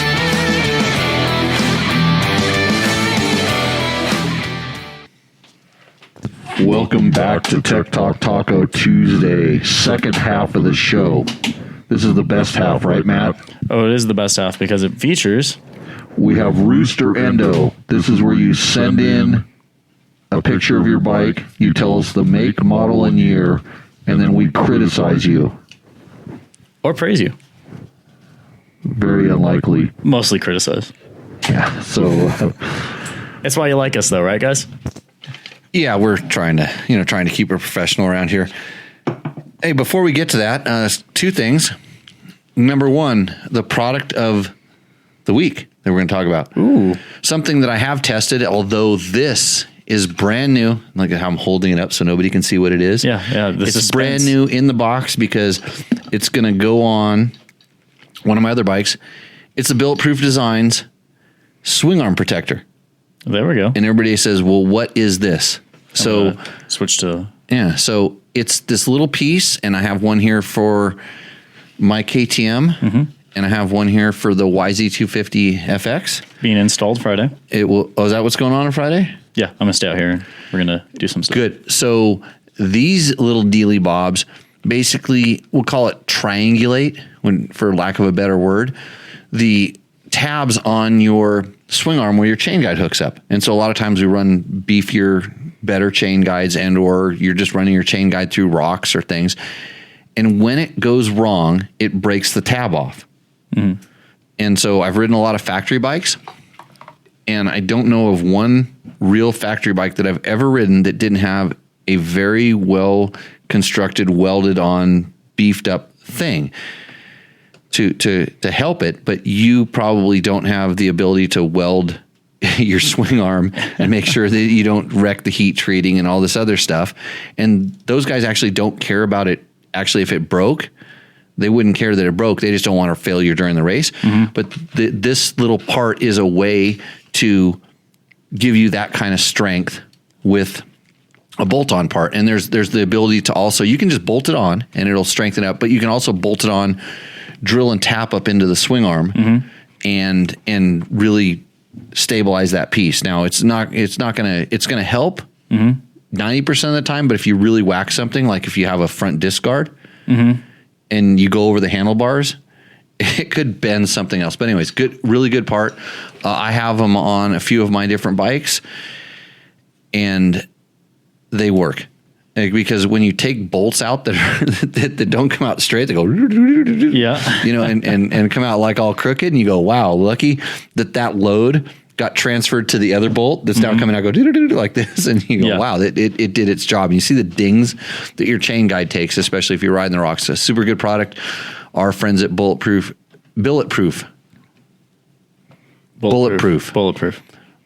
Designs. I always say I get in billet because the stuff they make it's billet. Look at it. It's a nice looking part. Yeah. I would take it out of the thing and hold it up and show it, but there's hardware in there. Hear it jingling. Yeah, I can hear it. And can see the worst thing ever is when you open something up and it doesn't have all the parts. Mm-hmm. So that's a good thing. Another thing, a good friend of the show, Chris Riel. I like to say Real sometimes because, that's the Mexican in me. Because, we like California. I grew up in California, and I may have been a Mexican immigrant or something like that. Real. Camino Real. Yeah. Is Spanish. Yeah. So he was asking me to talk a little bit and discuss a little bit about some of the safety beacons, different things that we use when we're out riding. I ride a lot by myself. And just different things you do, or you ride with a group and you just want to be tracked and stuff, and just some of the procedures and things we use. I use an InReach. I'm a fan of the InReach. Some of my friends use Spots. There's a couple newer systems that are out there. These are satellite connected. Did you get the Yeah. Oh, we're gonna update it here. Okay, update it. Yeah, these are satellite connected devices that track you, essentially, and allow some form of two-way communication depending on which device it is and how it works. and it's kind of doesn't matter which device you're using. You know, if you're connected and you can get a signal out and stuff, okay, that's good. I think some are better than others. This one uses a satellite network I'm a little more confident in than the one that the Spot uses. Mm-hmm. And the different plan, the rate plan for this one works better for me. So like, I feel safe when I have this with me as much as I can. So what this is for me is now you know where the body's at when something goes wrong. Right. Okay, this is how I treat this. Just because I have this does not mean I can do anything extra unsafe or whatever. Mm-hmm. I'm not going to go ride a bike that I don't feel confident and it's going to get me back. Mm-hmm. Although sometimes I do. I did it last week. I rode a bike that had a ticky. Oh. We talked about the ticky. Oh, no. Yeah. We talked about it on the show, right? Has it been? Did we talk about ticky? Yeah. Talked about ticky. But I had this with me and I knew I had a good network of friends that if ticky started did what you did. Yeah. I'm getting flashbacks right now. Help would be like 120 meters away. Mm-hmm. Like it was for you. If you would have just shut that damn bike down, I would actually, you know what would have been better if, this is the best part about that. If you would have shut it down, said this thing's really ticky, I probably would have rode it and blown it up. Mm-hmm. Yeah. Because we at that point we couldn't figure out where ticky. Kind of sounds like the turbo problem you're having over there, Maddox. But you sent it. You blew it up. Yeah. Good on you. So Maddox is your call screener if you ever call into our Seat Concepts hot seat hotline. But anyways, back to the InReach. So forget what the device is. What you have to have with a thing like this is a plan. Number one, it doesn't work if nobody's following you. So if you're like me and you have no friends and nobody cares and watches it, mm-hmm. you can die out in the desert. And then when they finally come, at least it's ticking and then you can come get the body. But you ideally, when you go out and ride alone, you should have somebody that's kind of watching you. Luckily, most people that have friends, they have their friends are stuck at their desk job when your kind of cool job is to go ride motorcycles all the time. Mm-hmm. And they always like, oh, I wonder what Jimmy's doing. And so they have this, they have my share page up and they have the screen and every once they'll check, where's Jimmy at? Oh, look, he's moving, you know, and as long as Jimmy's moving, it's all good. But if it stops moving, we have a rule. It's a 20-minute rule. And if I decide to stop for 20 minutes, more than 20 minutes, and I don't send an okay message, it's essentially an SOS because these have SOS built into it. Mm-hmm. So there's a certain amount of thing like it stops moving, and I have the 2-minute tracking. Mm-hmm. Andrew Short showed me, like he's like, hey, it's worth it. You know, the extra $20, $30 a month, whatever, as opposed to the 10-minute tracking. So you can actually see when I stop. You can really see it. And so there's some people that might be paying attention to it, and they see it stop and you know, within 20 minutes, I'll send an okay, and they see an okay, it's no big deal. So there, you have to actively have somebody kind of tracking you, watching your tracking to make it worth anything in a kind of an emergency situation. So when there's an emergency situation, then how's your setup? Who's the main contact person? Because there's 4 or 5 people that have that tracking. Mm-hmm. Who do they contact? What's the next series? And then we have a way that we push certain notification buttons and I could do a whole show on exactly how to do this and how to set it up on our thing, which has been very successful. But there's, like I said, different things. But the Chris's other question was, what do you do for like when shit really hits the fan? Mm-hmm. Again, it comes down to the quality people that you have on the backside of this device. Who's on the other side watching where this is doing, and how do they know how to react? Like what's their MO? Because if I push the SOS button on this, like the one that everybody buys it for, I want to push this help, none of my contacts get that message. It goes straight to the emergency contact group, whatever it is. And then they see where you're at, and then they contact the search and rescue, sheriff's department, fire department, whatever it is. Mm-hmm. Actually, the first thing they do, because I've on accident activated my SOS beacon. Oh, shit. My phone rings. Uh-huh. If I'm in cell phone range. Right. And most of the time when I'm using this and you're not, that's the reason I have it, is I'm not in cell phone range. If I'm not in cell phone range, I can be tracked through my phone. Mm-hmm. People have my phone tracking and they can ping it. the same thing. So you're out of range, and then they contact you. They'll SOS. They try contacting the primary device holder. If they can't get a hold of you, they start sending messages back to this because they want to know if it's a false one or whatever. Yeah. And then this thing starts lighting up. It beeps and does all this stuff. And I've never used it in an emergency, but when I've activated on accident, then I know that, hey, they're trying to get a hold of you. And if you don't respond, then they send in the forces, the cavalry. They do whatever they need to do. And I've heard it's been successful for a few people. We've had with our system, we've recovered a few people that have had problems. One guy actually broke his back out riding, fell over, broke his back, and he knew something was wrong. He was okay. He ended up being okay. But his wife was watching him and says, hey, she called a few of the people, hey, he's not moving, whatever. It's like, well, he shouldn't be there.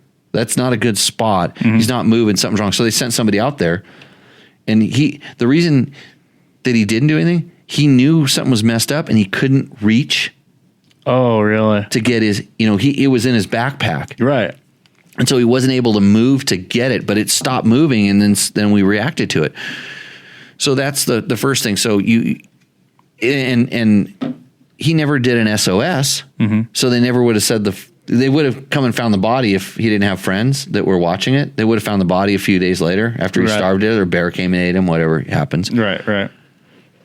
But so it's a tool. It's all how you use it, and then one step next is like, then what do you do? Like if something really goes wrong, most of these devices will offer you some sort of a supplemental insurance program that you can purchase that will pay for you can get $100,000 of excess insurance, and it's cheap. It's like $20 a year. Oh shit. If they have to send, and I don't know the current prices. I sign up for it on this one. But they pay for, the search and rescue or whatever has to come in. And it depends on the county and the state you're in and where you're at. Like sometimes that's county provided or city provided or state provided. In some states, there's nothing. You're going to pay for the helicopter they fly in to come and get you. So the extra insurance kind of helps with that. And then above and beyond that, do you have some sort of a medical reparation? If you have to be transported, do you have a policy that allows you to get transported back to a hospital, or are they just going to let you sit in the operating room with your, they'll cut your legs off and just go, okay, well, we're done with you. You can walk home now. Yeah. So Bob's raising his hand. What do you think of the Garmin system? The Garmin system. Yeah, they're sat like that. This InReach is now Garmin. Oh, it is. I hate to say Garmin because I'm not really stoked on it's kind of like Apple. I mean, they have they keep a lot of stuff proprietary, and so it's the software whatever doesn't work. Some things are really good about it, but I wasn't stoked because this is actually a Delorme. When Delorme, yeah, owned this, and this is how old this unit is, and it's actually doing some funky stuff, and I need to replace it. Actually, I might replace it before I go riding next week. But so have a tracker. That's the thing. And Victor has a very good question. What if stop at the Bunny Ranch, and you stay more than 20 minutes? Well, then I'm probably broke. If I stopped at the Bunny Ranch, I could be broke. Yeah. The 20 minutes, that'd be more than I make in a year here at this show. Mortgage, not rentals. Yeah, it's the best thing ever. I use that pretty in regular conversation. I use that in regular conversation. Did you tell your mom you went on a tour there? Oh yeah, not at the Bunny Ranch. No, at the Sherry's. Other Sherry's Ranch. Yeah, I told her about the tour. I told her how good the burgers were, and she said, that's very neat, but I'm not going there. It's a mortgage payment, not a rental. Not a rental. or is it not utilities? Yeah, it's a mortgage payment, not the utility bill. There we go. That's that's the United States. It's not Mexico, So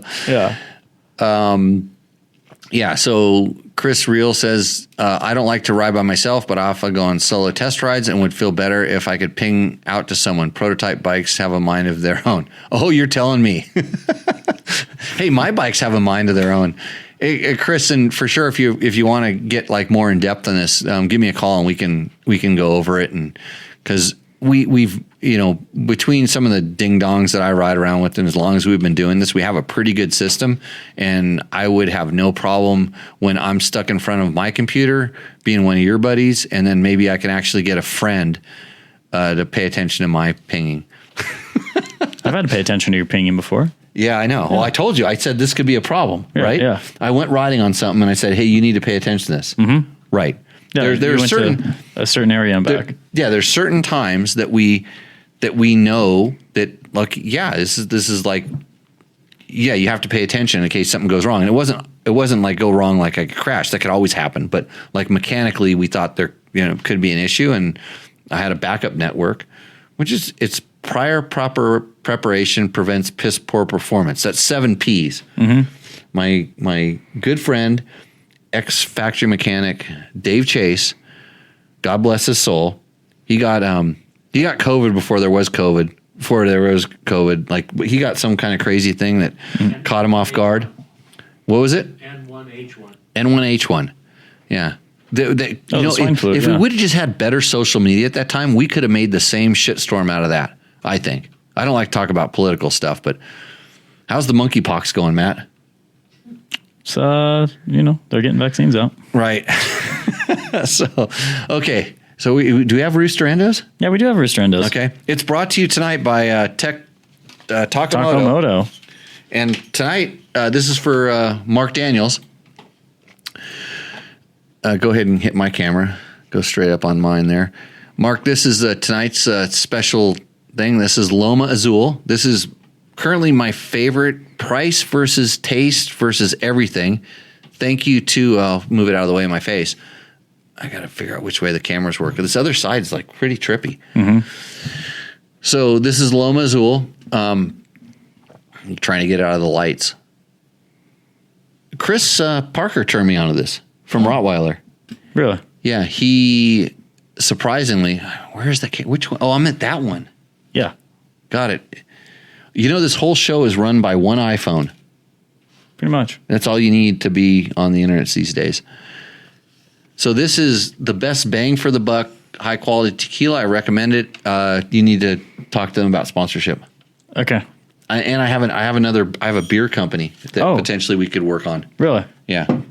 Got an inside line the other day. Oh shit. Yeah. I'd be interested. Yeah. Let's get her going. Cause, that'd be cool. Sounds good. Okay. So this is the segment brought to you by takomoto.co, takomoto.co, not com, co. Mm-hmm.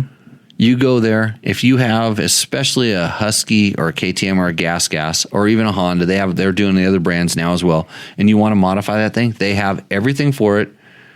Really good customer service, a lot of awesome explanation videos that Taco Mike Spurgeon gives his opinion on. He runs a really good Facebook group. I think we stream live to there. Yeah, we're still streaming live there. EXE FE Performance Group.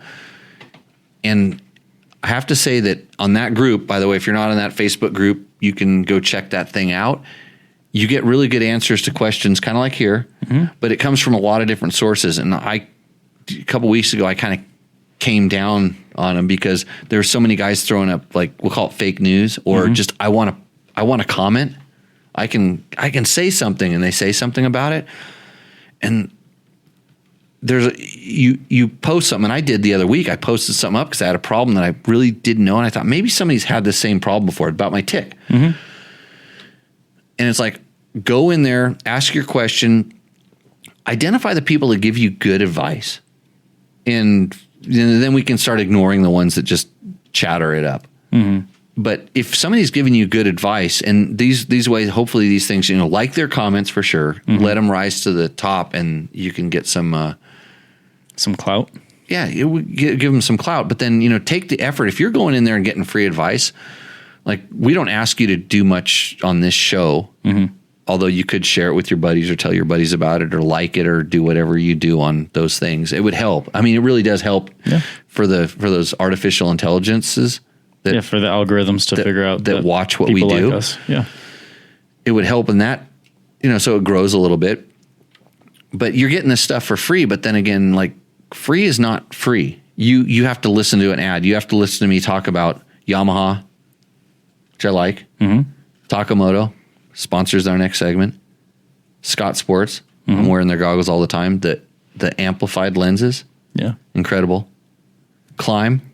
I'm going to be testing some new Climb gear. Oh, testing it. Testing some new stuff. Like dirt bike test or no. Prototype stuff. Nice. Like they I can't talk about exactly which gear line it is, but the gear line's really good, and they're going to send me some stuff that they think is going to be better. Oh wow! And I'm like, wow, that's a leap. But this is where the stuff goes. So DDC, our original sponsor, they make awesome chain wheels, and I'm replacing a bunch of chains, and I have DDC sprockets that look brand new. If that tells you anything, yeah, they last a long time. Trail Tech, running Voyager Pros with my buddy Dave, my wingman. Mm-hmm. We're going to know where everybody's at because of buddy tracking. Fasst Company, flex handlebars. My wrists, love them. Mm-hmm. Seat Concepts, they brought you the hot seat hotline, and they make Husaberg 570 seats. And Bulletproof Designs, and we talked about their swing arm protectors. How did I just work that into an ad read? Yep. So anyways, go to tacomoto.co. They probably have most of those things, and what's our first bike? So this is going to be from Jesse McWin. It is a 2014 KTM 500 EXC. It just says FMF. Recluse factory suspension Voyager with a trail jammer, GPR triple and stabilizer. I'm reading this as it's written. Get on the way. Baja Designs, rear handbrake, tubeless, ASV levers, seat concepts, a Cherby's Hangarda. Hangarda. That's Italian. Yeah. Italiana. Boysen water pump, thermo and smog delete, a Cherby's tank, Golan TM90 fuel fitting. Is he from Arizona? It does kind of look like Arizona there. It looks like Arizona. So, Jesse? Jesse McQuinn. Jesse McQuinn. Okay, so first of all, we're going to really kind of get down to the nitty gritty here. Mm-hmm. You heard about backlighting for photography? I think I've heard it mentioned a couple times on the show. Right. So, that photo, the sun should be to your back when you're shooting a photo. Just kind of, if you don't have any skills, just sun to the back. And if you're going to do it this way, fill flash, bro. Mm-hmm. Best trick that Carl Kramer ever taught me. Fill flash. So does he have a GoPro on his throttle? Yes, he does. And it's pointing back at him, looking at the lens there. I think that's is that one of those 360s? Oh, could be a GoPro 360. That lens looks. That would be a horrible view, and it could make me sick if I watched the video he shot. But Rick Levon, he has a disc guard. That to me looks like a plastic disc guard. I'm okay with that because it doesn't upset the handling or the geometry of the motorcycle that my pretty P-Pod.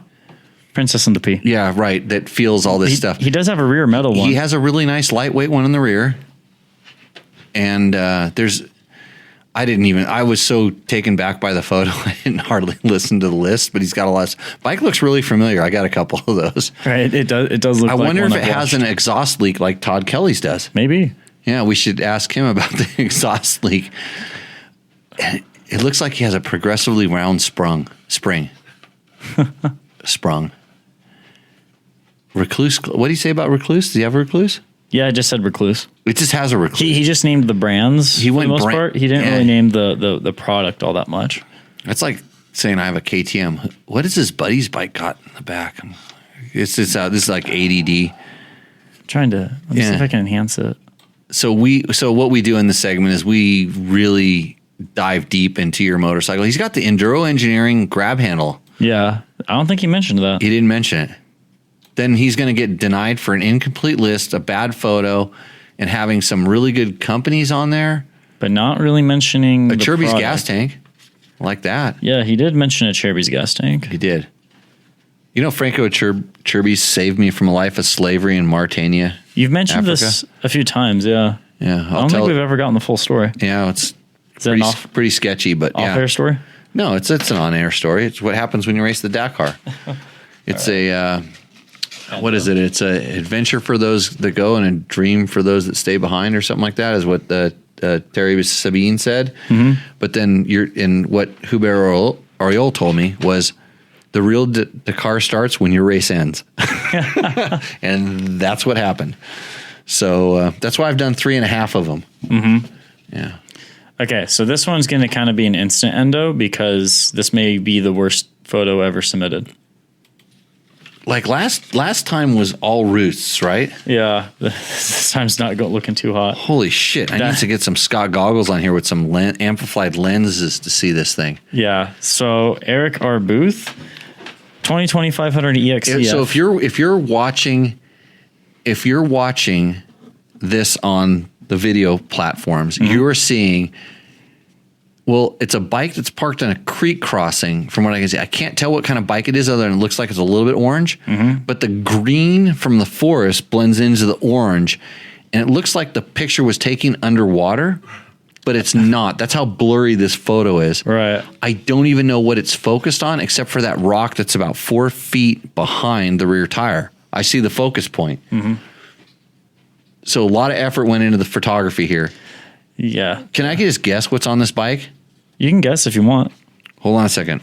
I was actually going to try to take a bottle of water mm-hmm. and like gurgle while I said what it was, but I don't have that sound effect readily available. Mm-hmm. Go ahead. Okay, 2020 500 EXCF. He followed did he say KTM? He didn't say KTM. Yeah. He did. It says KTM handguards. But so it's like you just expect that I'm an expert enough to know that the EXC 500 mm-hmm. is not only the best dual sport bike, as asked in our first question tonight, mm-hmm. but it's a KTM. Okay, it's assuming a lot here. Okay, get end cap. Get, comma, end cap, okay. comma, Recluse Radius CX. I didn't know get made end caps, but yeah. What's a get, comma, Tidy Tail, Taco 360 fork wrap blinkers, a Cherubies 3.1, Enduro Engineering radiator guards and shark fin, a Cherubies skid plate and frame guards, KTM handguard wraps, Scott stabilizer on BRP crush mount. That's really good setup, by the way. ODI grips, Seat Concepts, Comfort Low, Shinko 505, Shinko front fatty, bulletproof fork lug guards. Hey, we already got the top. Our top fans are throwing thumbs downs at this thing already because they're seeing this.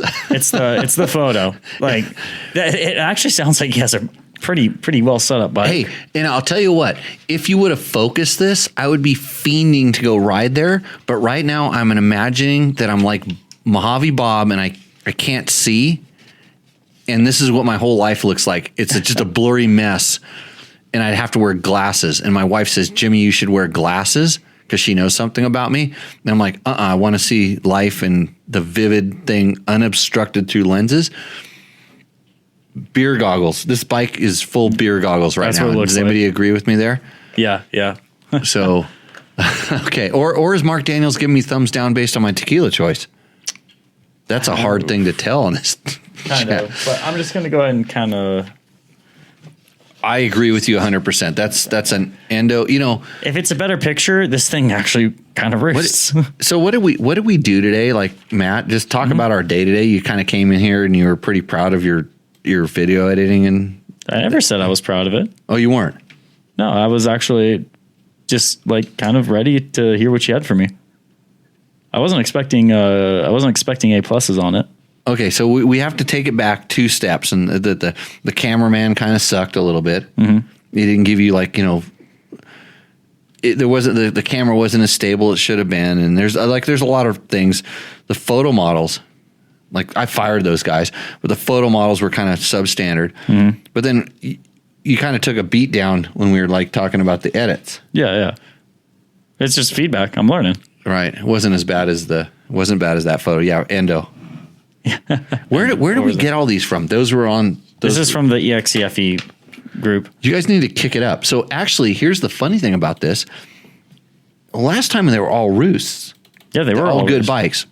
Are we going to go? Just you've looked at these. I haven't. We looked at have these before. These next two are probably roosts, Okay. but our last bike is definitely an endo. Yeah. So I think that just kind of shows like sometimes that people I'm going to get a free $100. $100 gift certificate from We forgot to Takamoto. mention that. Yeah. If you win. Mark says his photo is what sucked my eyes and are not blurred even with said tequila on board. But was my tequila good, Mark? That's tequila's spot on. I see the chat above. Next bike. Dustin Ewing. Dude, I'm liking the graphics straight away. Yeah, this thing looks pretty sweet. 2019 500 EXCF. So remember a couple weeks ago I talked about Andrew Short's graphics? They were just like a kind of this weird, ambiguous design. They look like this. It was not. This is totally different. This is like if you were an artist and you were taking drugs. He took a different drug than Andrew took. I don't know how to explain that any better than that. But these graphics are just it's like a, I don't even want to call it tile. What would that be like called? shards of glass? Shards of glass. That's perfect. Yeah. So it's like shards of glass going lots of different directions on a very orange, black and gray background. If you're wondering what we are staring at, if you're listening to this, and it's pretty sweet looking. Hey, thanks to the guys at Inside Line Moto. They are always listening to us while they're working on bikes and doing it the right way. That's awesome. Yeah. So okay. Right, so get ECU with Taco Maps, Dirt Tricks sprocket, Crest suspension, 3.1 gallon tank, smog delete, bulletproof radiator guards, FMF exhaust. Well, he's got it with the What you talk about? Hand guards, the pillow grips that I can see. Does not talk about the hand guards. Does not talk about the pillow grips. I had high hopes. I'm looking around at where the photo is taken. It's like, look at that DG on the ground. If it rained there, where he took that photo, do you know how good that dirt would be? Really good, because in Reno, where we were downhill mountain biking, it was like that. Is that stuff? Yeah, and it was so good. He could have done one step. He could have just watered the dirt around his photo right now, and I wouldn't even look at his bike. I'd be going, look at that dirt. Yeah. Okay. It's what does he say? What tires he has? Are they golden? No, he doesn't mention the tires. Oh, he doesn't mention the tidy tail. The tidy tail. He's got the tidy tail. By the way, you can get those at Takamoto. We're zooming in on the photo, taking a little closer look at this. It's definitely a I'm going to tell you another. Oh, he's got the bulletproof designs. Oh boy, he's got bulletproof designs at both ends. See, I'm trying. No. I'm trying to help myself here. I'm trying not to go there every time. Yeah. Maybe that's why the angle. That's a good angle for disguising that, as opposed to putting a happy face on it. Go to the back of the swing arm. Look down. Look at the. He's got the swing arm protector. Oh, he does. The part that I talked about. The good thing, because that's where you hit rocks.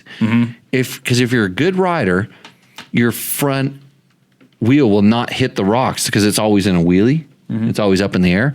That will hit things because the rear. It is a golden tire. How did I know that? Tread patterns. It's just like it does say golden tire right there. It's ESP or something like that. What's ESP? Extrasensual perception or something like that. Extrasensual perception. Extrasensory perception. So, oh boy! Until you brought that up, Matt, I was so roost. I was there with the exception the fact that he did not talk about the hand guards, nor did he talk about the tidy tail. And then I saw that.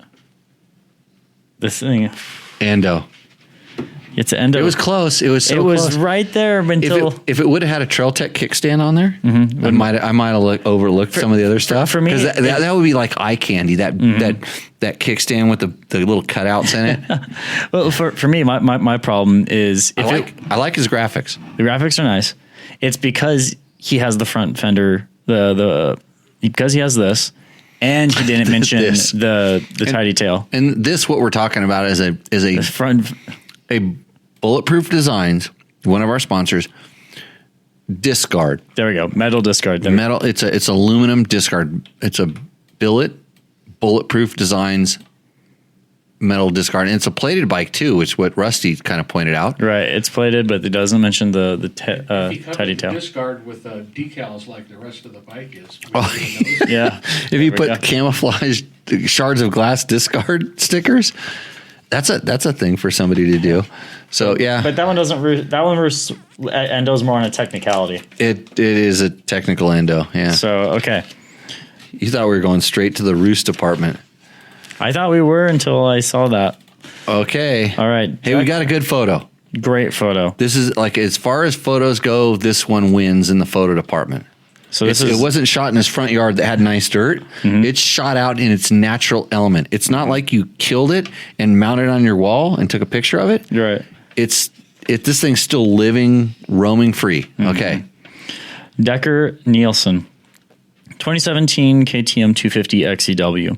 Comes with flex bars, full wrap handguards, a Cherubies headlight, an oversized tank, front and rear tuggers, radiator guards, Lex expansion chamber with an FMF silencer, Moose front and rear, Enduro Engineering skid plate, a used rear disc guard, an Electron car because one day where I live, we're going to read this as written. In one day where I live, we can go from 3,500 to 10,000 feet, and not least is the fact that there's no extra weight added to the front. I always say in order first to do the feather, the headgear is removed. Mm-hmm. Do you know where that saying comes from? It sounds like from a headdress, yeah? Well, it's my drinking club with a running problem. In order first to the feather, the headgear is removed. That means you take your hat off before you have your drink, in respect to the drink. Right. So I think that kind of sums up what he was trying to explain there. So good thing, don't give up where you're at. Bob, look at the photo. Do you see your shadow creeping in? Does your shadow get stolen? I'm trying Is to it stole? I know, but like lean in a little bit. Come a little closer. Come on, a little closer. Just a little closer. Just watch the corner of that frame. Come on, Bob, do it. That's why I moved out. Yeah, you actually hit the light and you actually made a shadow in your shirt. So if you want to geek out on this thing, you saw Mojave Bob's Hawaiian shirt enter the photo, and what you need to do is comment about how many souls he just lost by doing that. 11? No, I have none left. None left. Well, that's why you got to be careful. It's hard to watch this show live in person, right, Maddox? Sometimes. But it's almost worth the free dirt bikes you're going to ride this week. KTM free ride, electric bike? I don't know if he's going to be riding them this week. Oh, next week? Probably more like next week. Okay. So back to this bike. What was the bike again? 2017 KTM 250 XCW. So the funny thing is, I looked at this and I said, "This looks like a brand new. It looks like a 23 to me. It looks like a 22 or 23 because they haven't changed that much. Like from the look, the angle, the photo. It's kind of like, you know how you can take a picture." Like girls do this all the time. They take a picture at a certain angle. It makes it look better than it is. Yes. That happens on your, what do you swipe? Which side? Which Tinder, Bumble, all those? Yeah. Those photos always look a lot better than what you encounter in the real world. Mm-hmm. But the good thing is that you're just looking for a good dirt bike to ride. Mm-hmm. This thing's pretty solid. The carburetor was what kind of triggered me. Like all of a sudden, because I'm full fuel injection guy. This has a carburetor, but my question is, why 250 and not 300? And it's just to him personally. I'd really like to know, was it because you did not get a 300 or did you want a 250? Because there's certain characteristics of each of those bikes that are substantial that make a difference. And I always like to ask somebody, like, I was almost looking for a 250 TPI bike, but they're hard to find because they brought so few over. Mm-hmm. And there's, like I said, characteristics like the weight, feel, and different things. I would love to ride a 250 and 300 back to back, like I got to do in the very first intro in like the 19. I'd like to do it with the new ones because they keep making the bikes feel lighter, by the way they tune the chassis, and it'd be interesting to see. But overall, I think his bike is super solid. This is the first one. His photo's good. He listed his stuff. He did all the things. Mm-hmm. This thing roosts. Yeah, this is by far the best one of the night so far. Yeah, I am. I'm trying to look through the spokes right now and see if he's got a discard on. No discard through the spokes. Because the funny thing is, if you look closely, his helmet is on the ground. Yeah, all for the ants to get. And if Logan were here, we would talk about this because Logan liked to set his helmet on the ground, and then ants are really liking helmets on the ground. Mm-hmm. I like to hang it on my foot peg. Okay. So if you've watched this entire stupid show and you've got nothing out of it, let me give you a couple pointers.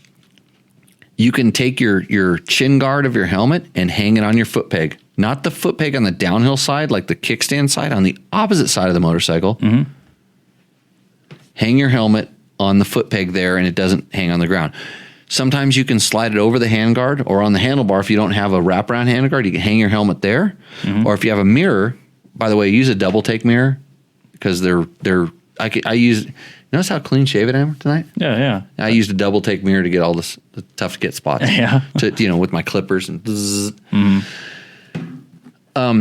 hang your helmet on the mirror because Logan busted the mirror off on his motorcycle and that thing became a helmet holder. Yeah. After ants crawled in his helmet on the soon to be released video. Yeah.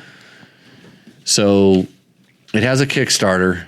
Maybe it was availability and he tried to hide the Kickstarter. No, I can see the Kickstarter. Yeah. They had they had electric start back then for sure. And Robert noticed my hat. If you notice, then it's a good club with a bad name. Yep. Yeah. Fuck You Racing, by the way. Thank you to Jerry and the crew at Fuck You. Where all you need is a sticker and then you're cool. Actually, there was a guy at the gas station today when I was filling up my truck and he was going the other way in a BMW. Mm-hmm. He had a super worn out rear tire. It was kind of a street tire. If he would have had a knobby on that thing, he would have got the Fuck You Nevada sticker. Nice. He didn't ride with me, but he was close and he was in enough presence that we could have. Right. We could have done that. So this thing's Roost, right? Roost, yeah. Okay. That and do you want to just go straight to who's winning tonight? Do we have another one? Or that's it. We have a video submission. We have a video submission. Which one was the bad one? We can. Which all of them were bad. No. He was saving the bad one for last. We can push the video to next week or the week after. Okay, no. Because looking at the time. Yeah, no, this wins. It's just it's straight away. It's like last week was tough, and this week is easy. And this guy, what's his name? Decker Nielsen. Decker was Decker the one? Was Decker the Decker in the chat? Maybe. If he is, that's even better because that's how we decided last week. And you're in the chat, you won. The first guy to respond in the chat. But that's a cool bike. I'm stoked on it. You know, it's really good. It's not Husaberg level. I have to figure out where it fits on here. You know the worst thing about this board is pins fell off of it and I stepped on one. Yeah, I saw it. You tried to show me and I couldn't. Yeah, I stepped on a pin. I got it straight in my foot. I kind of roll around my office barefoot. Mm-hmm. Sometimes in my underwear, but we don't want to talk about that. I'm glad I'm not here when that happens. It's okay. You got me snoring today in the massage chair. I did get you snoring. I did go for a little bit of a walk. Dude, I was tired. I got up early this morning. I can tell you were tired. I went out. So we have massage chairs in here. Thanks, Janie, my retired bartender. She dropped off Fabio, which is kind of strange, like having a massage chair named after like a guy who I've delivered motorcycles to his house before. Mm-hmm. I've been to Fabio's house. Really? Yeah. Wow. Should I tell this story? You should tell this story. So there was a time when, like kind of like now, when like KTM 300s are really, really hard to get. And I worked at Cycle World magazine. This is the world's largest motorcycle magazine. And we wanted to test a KTM 300. Yeah. Well, Fabio was pretty big. He just done the Can't Believe It's Butter. Yeah. Things. He was on the cover of all the love romance novels, whatever he was famous for. I don't know what he was famous for. I didn't even know. Yeah. I kind of didn't really know who he was, to be honest with you. I was just a kid, younger guy. Mm-hmm. And I was the off-road editor at Cycle World magazine. So my job was to get the motorcycles, test them, write about them, do whatever. So we wanted to do a KTM 300. My boss said we will test a KTM 300. Okay. KTM didn't have any, but they just given one. Like they probably gave the press fleet KTM 300 to Fabio. Oh, wow. Because that would probably do more for them than having like Dirt Bike Magazine, that junky magazine, test it. Yeah. But Cycle World wants it, and like we're way bigger than Dirt Bike. And like, yeah, that's the target demographic. Oh, we've got one. Go pick it up from Fabio. So I drove up into the Hollywood Hills. And I went to Fabio's house. And just he's just a regular dude, just like me or you. He's just a dude. And that guy loves freaking dirt bikes. He really did. And so I went there and rang the doorbell. And Fabio, it's like, this dude's massive. He's huge. He's like, you know, like Arnold Schwarzenegger kind of muscled, whatever, but he wasn't. But, you know, he's wearing kind of what you see these muscle guys, you know, these like, you know, tank top thing, just muscles sticking out. he has an accent. I don't remember exactly where he's from, but an accent. And he's like, "Oh, you're here to pick up the KTM. Are you going to wreck my bike?" You know, my bike. He was like worried about his bike. And so we went into his kitchen. Really? And in getting to his kitchen, I walked around about like 30 other motorcycles. Jeez, really? To get there. And I don't think, I think he definitely rode the bikes a little bit, but not a lot. But he had a collection of a lot of really awesome dirt bikes as we went in there, and I, you know, took it, got to the bike and like, oh yeah, that's the one, brand new. I don't even know what year it was. KTM 300, had to roll it out because we had to, you know, take it, you know, we had to move a lot of bikes around to get it out of his kitchen. Jeez. But when we were getting out the kitchen, there was one room that was wide open in his place. It was his stereo / TV room. And this is before like big screens. He had a giant big screen. Like it was before there was LED, there was another one. There was the ones that were super heavy, like those ones on the wall. Yeah. That came out of the palms. They're really heavy TVs. I don't know what they're called. Anybody know here? No. So super heavy TV. And, but he had this giant one. It was like 4 times as big as that. That was his TV. And he had a stereo system. He says, "Would you like to hear the stereo?" I'm thinking to myself, I'm like, I just want to get this bike and get the hell out of here because I'm not into Hollywood or I was in a city. I was out of my element. We're up in the hills or whatever. And it's just like, no, I'm stealing your awesome motorcycle that you're worried about that I'm going to go out and thrash it or whatever. Because I had to bring it back to him. I had to take it, go up and do a quick ride on it and photo shoot and then bring it back. So he's like, "Would you like to hear stereo?" I'm like, okay. I have never been immersed in sound like that. He you know, plugged in, and I think at the time, I don't know if it was CD or maybe it was a rec. I think it was a CD that he used, whatever, but 360 degrees of bombarded by sound. It was punching him in the face. Jeez. In his room. And this is the only room that didn't have motorcycles in it, as far as I could tell. Right. And anyway, so yeah, it was pretty crazy, awesome. Plasma TV. That's what it was, a plasma TV. Got it. Early days of plasma, but back when it was a thing. And that's why I'm kind of curious about whether it was a CD, because I don't think it was a CD, because I think Fabio was so into having the right sound, he would not have Oh, you know what it was? What? It was reel to reel. He had a giant tape, like a big tape, like not a cassette tape, but a big tape. Yeah, it was he had reel to reel with whatever the music he played, and I don't remember what it was. I wish I did, but what a crazy ass experience. Yeah. Sounds insane. Yeah, so that's Fabio. That's how I met Fabio. Just looked him up. Yeah, and Robert says his collection of motos was brilliant. I saw it firsthand. I don't know what he did with it. I don't know how, but you know, life of a kid that likes to ride dirt bikes for a living. Yeah. I should tell you about the guy who does. I picked up a bike from the guy who does the container wars or dumpster is it the like the storage wars or something like that? I picked up a street scrambler from that guy, and that was crazy. Yeah, you'll probably, that's a good thing. You can Google it.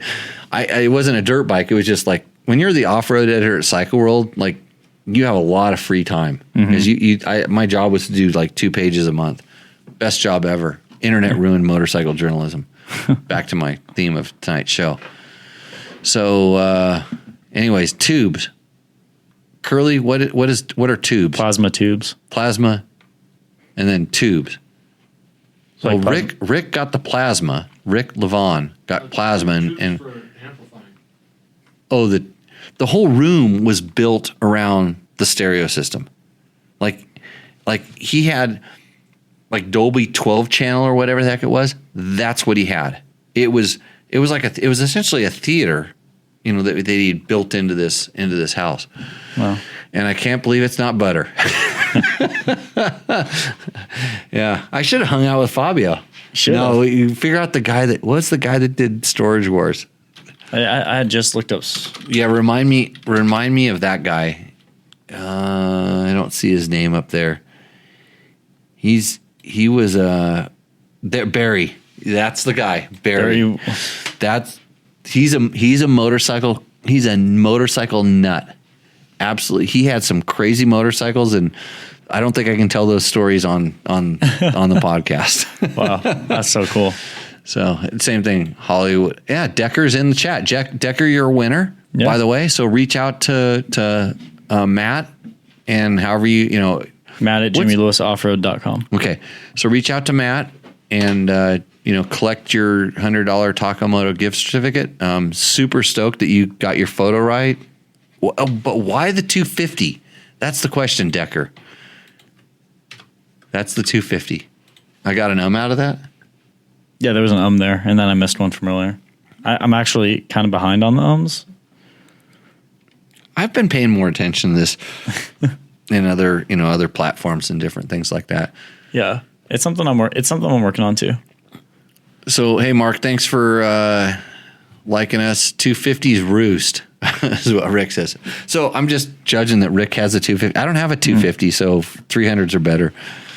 I've always liked the 300 with the 250 ignition. Back in the day, that was the trick. You used to kind of get it to get a little more pipey, lively, because I think they always said 300 was an old man's bike, and now that I'm an old man, I don't identify as one. I just want 250 power. So maybe I should get 250 stickers. I don't know. Got to thank our sponsors, Yamaha. Hey, we didn't talk about Yamaha 2-strokes yet. If it would have rained today, it would have been a 125. 125 at the sand track all day long.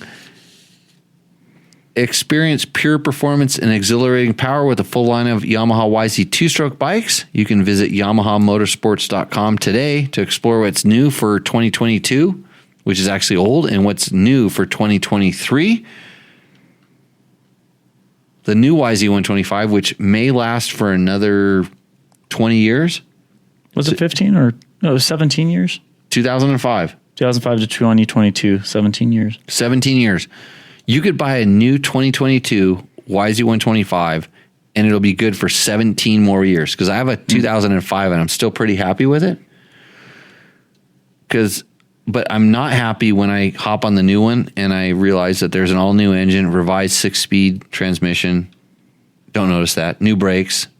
Don't notice that so much. Suspension settings, a little bit. Improved rider ergonomics. Totally notice that. The styling makes mine look like a old hag. Right.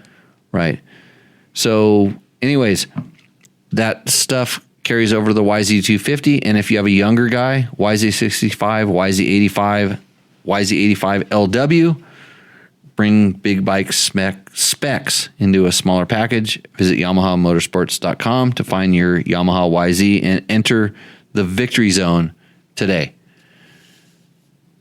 And Mark says, it's raining on the VTR course. Of course, I understand there are changes. Yeah, I saw one of their pits that was currently underwater, which could change in a day out here. It could suck it right up because It's that like dry. the rain out in the desert has been spectacular. I mean, I talked to some ranchers when I was out doing some of the stuff I was doing, and they are stoked. I mean, they haven't had this amount of any rain for like 3 years, and it's super cool. I mean, the Husaberg 570 agreed with the amount of rain that came down. And like I roosted to actually, I'm probably going to go over and watch the V2R Vegas Torino qualifiers. I'm going to ride a Husaberg 570 because I think there's going to be enough traction to handle that motorcycle on the way out there. Breaking out the Moto equivalent of good whiskey. Yeah, or tequila or whatever it is. So, hey, everybody, thanks for joining in. Thanks for joining us. Be sure to support Dirt Bike Test, www.dirtbiketest.com. We got some new beginner bike videos going up. You going to be riding beginner bikes here pretty soon, Maddox? Yeah. Are you stoked on motorcycles? Not yet? He's going to be. Getting there. You're getting there. I'm stoked to ride. You know the funny thing is about the dirt bike? You know, I drop a little nugget of knowledge every once in a while. Like, so you're a young kid growing up, whatever, trying to get, thing.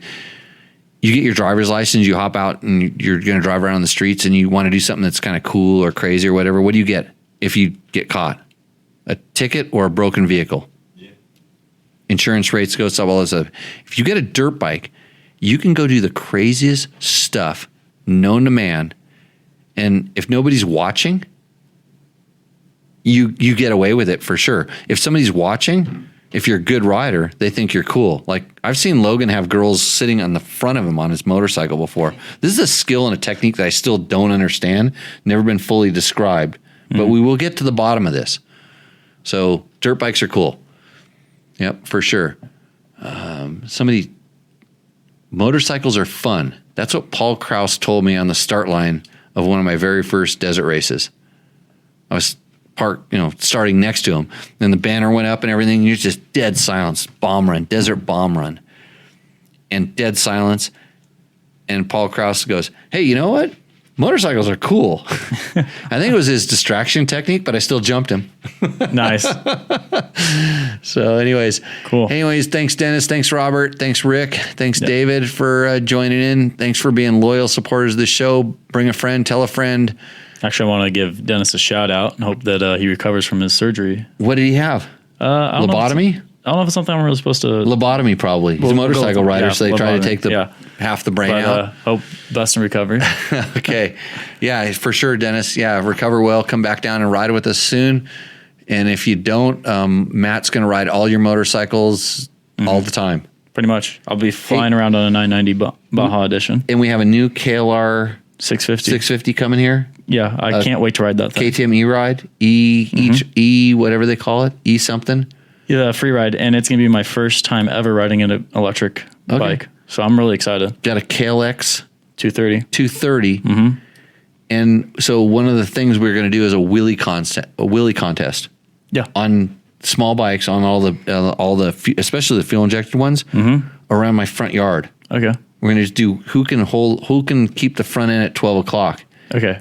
And if any of the Willie boys are listening, they haven't been around much. I scared them away. They can come over and join in.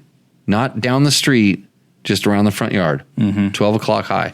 So everybody, thanks a lot for joining in. We will see you not next Tuesday probably because I'm going to be riding unless somehow I magically get an internet connection. But we're going to take a weekend off likely and come back at you.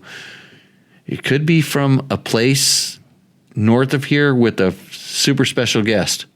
Oh. Could be. Just to drop that little thing. That's something I don't even know. Yeah. So it's true, but I made it up. No, I know it could happen. So cool. Thank you, Maddox, for answering the phones. Thanks for Bob for finally making an appearance with your arm and shirt on the show. Yeah. That'll all end. Matt, good job. Thank you. We don't need those other guys anymore. They're fired fully. I need them for a little bit longer. Well, to ride bikes maybe, but yeah. Hey, if you are a beginner rider, by the way, and you want to test some beginner rider bikes or a seasoned rider and you want to come out and test some bikes, we're going to have some bikes. We need to get Jim out here. Jim would like to come and do this. Okay. We won't invite George because George is super experienced. I'm still trying to work out some details before I have a date to try and get everything all together and do a big shoot. Yeah, I was actually thinking when we get really cool bikes here, not beginner bikes. When we get cool bikes here, to invite. Well, we have a KLR coming. I have a milk crate too. And we're going to throw it on there, and it's going to be the sickest adventure bike in that garage. I'll take it off my quad and put it onto. It's going to add to it. That's what's amazing about the KLR. Do you ever wonder when the show's going to end? It's going to end when you would acknowledge that the KLR is the greatest adventure bike ever made. It's probably top 3 at least. Oh yeah, top 3 for sure. Mm-hmm. It's one of my biggest recommendations when people say, "Hey, I don't know anything about adventure riding. I want to get an adventure bike." I say KLR 650. It's a great way to go.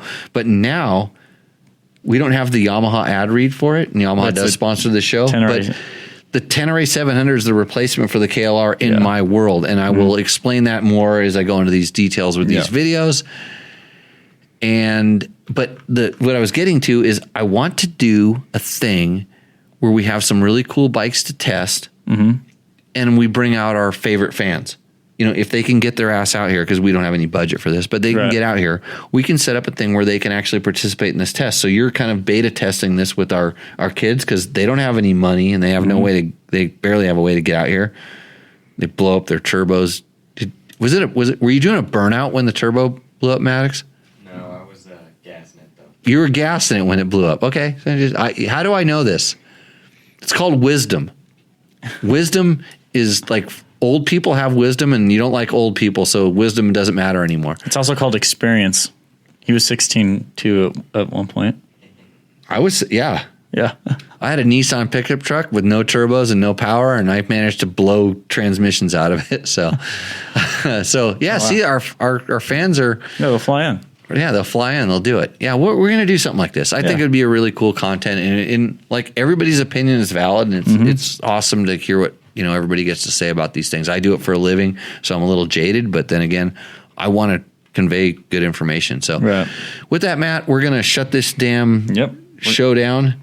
Thanks for joining in. Follow us, like us, do all the things that you do to share. And I'm still old, but I'm still riding, so it's all good. There you go. So with that, we're going to see you out in the trail. Cheers. Cheers.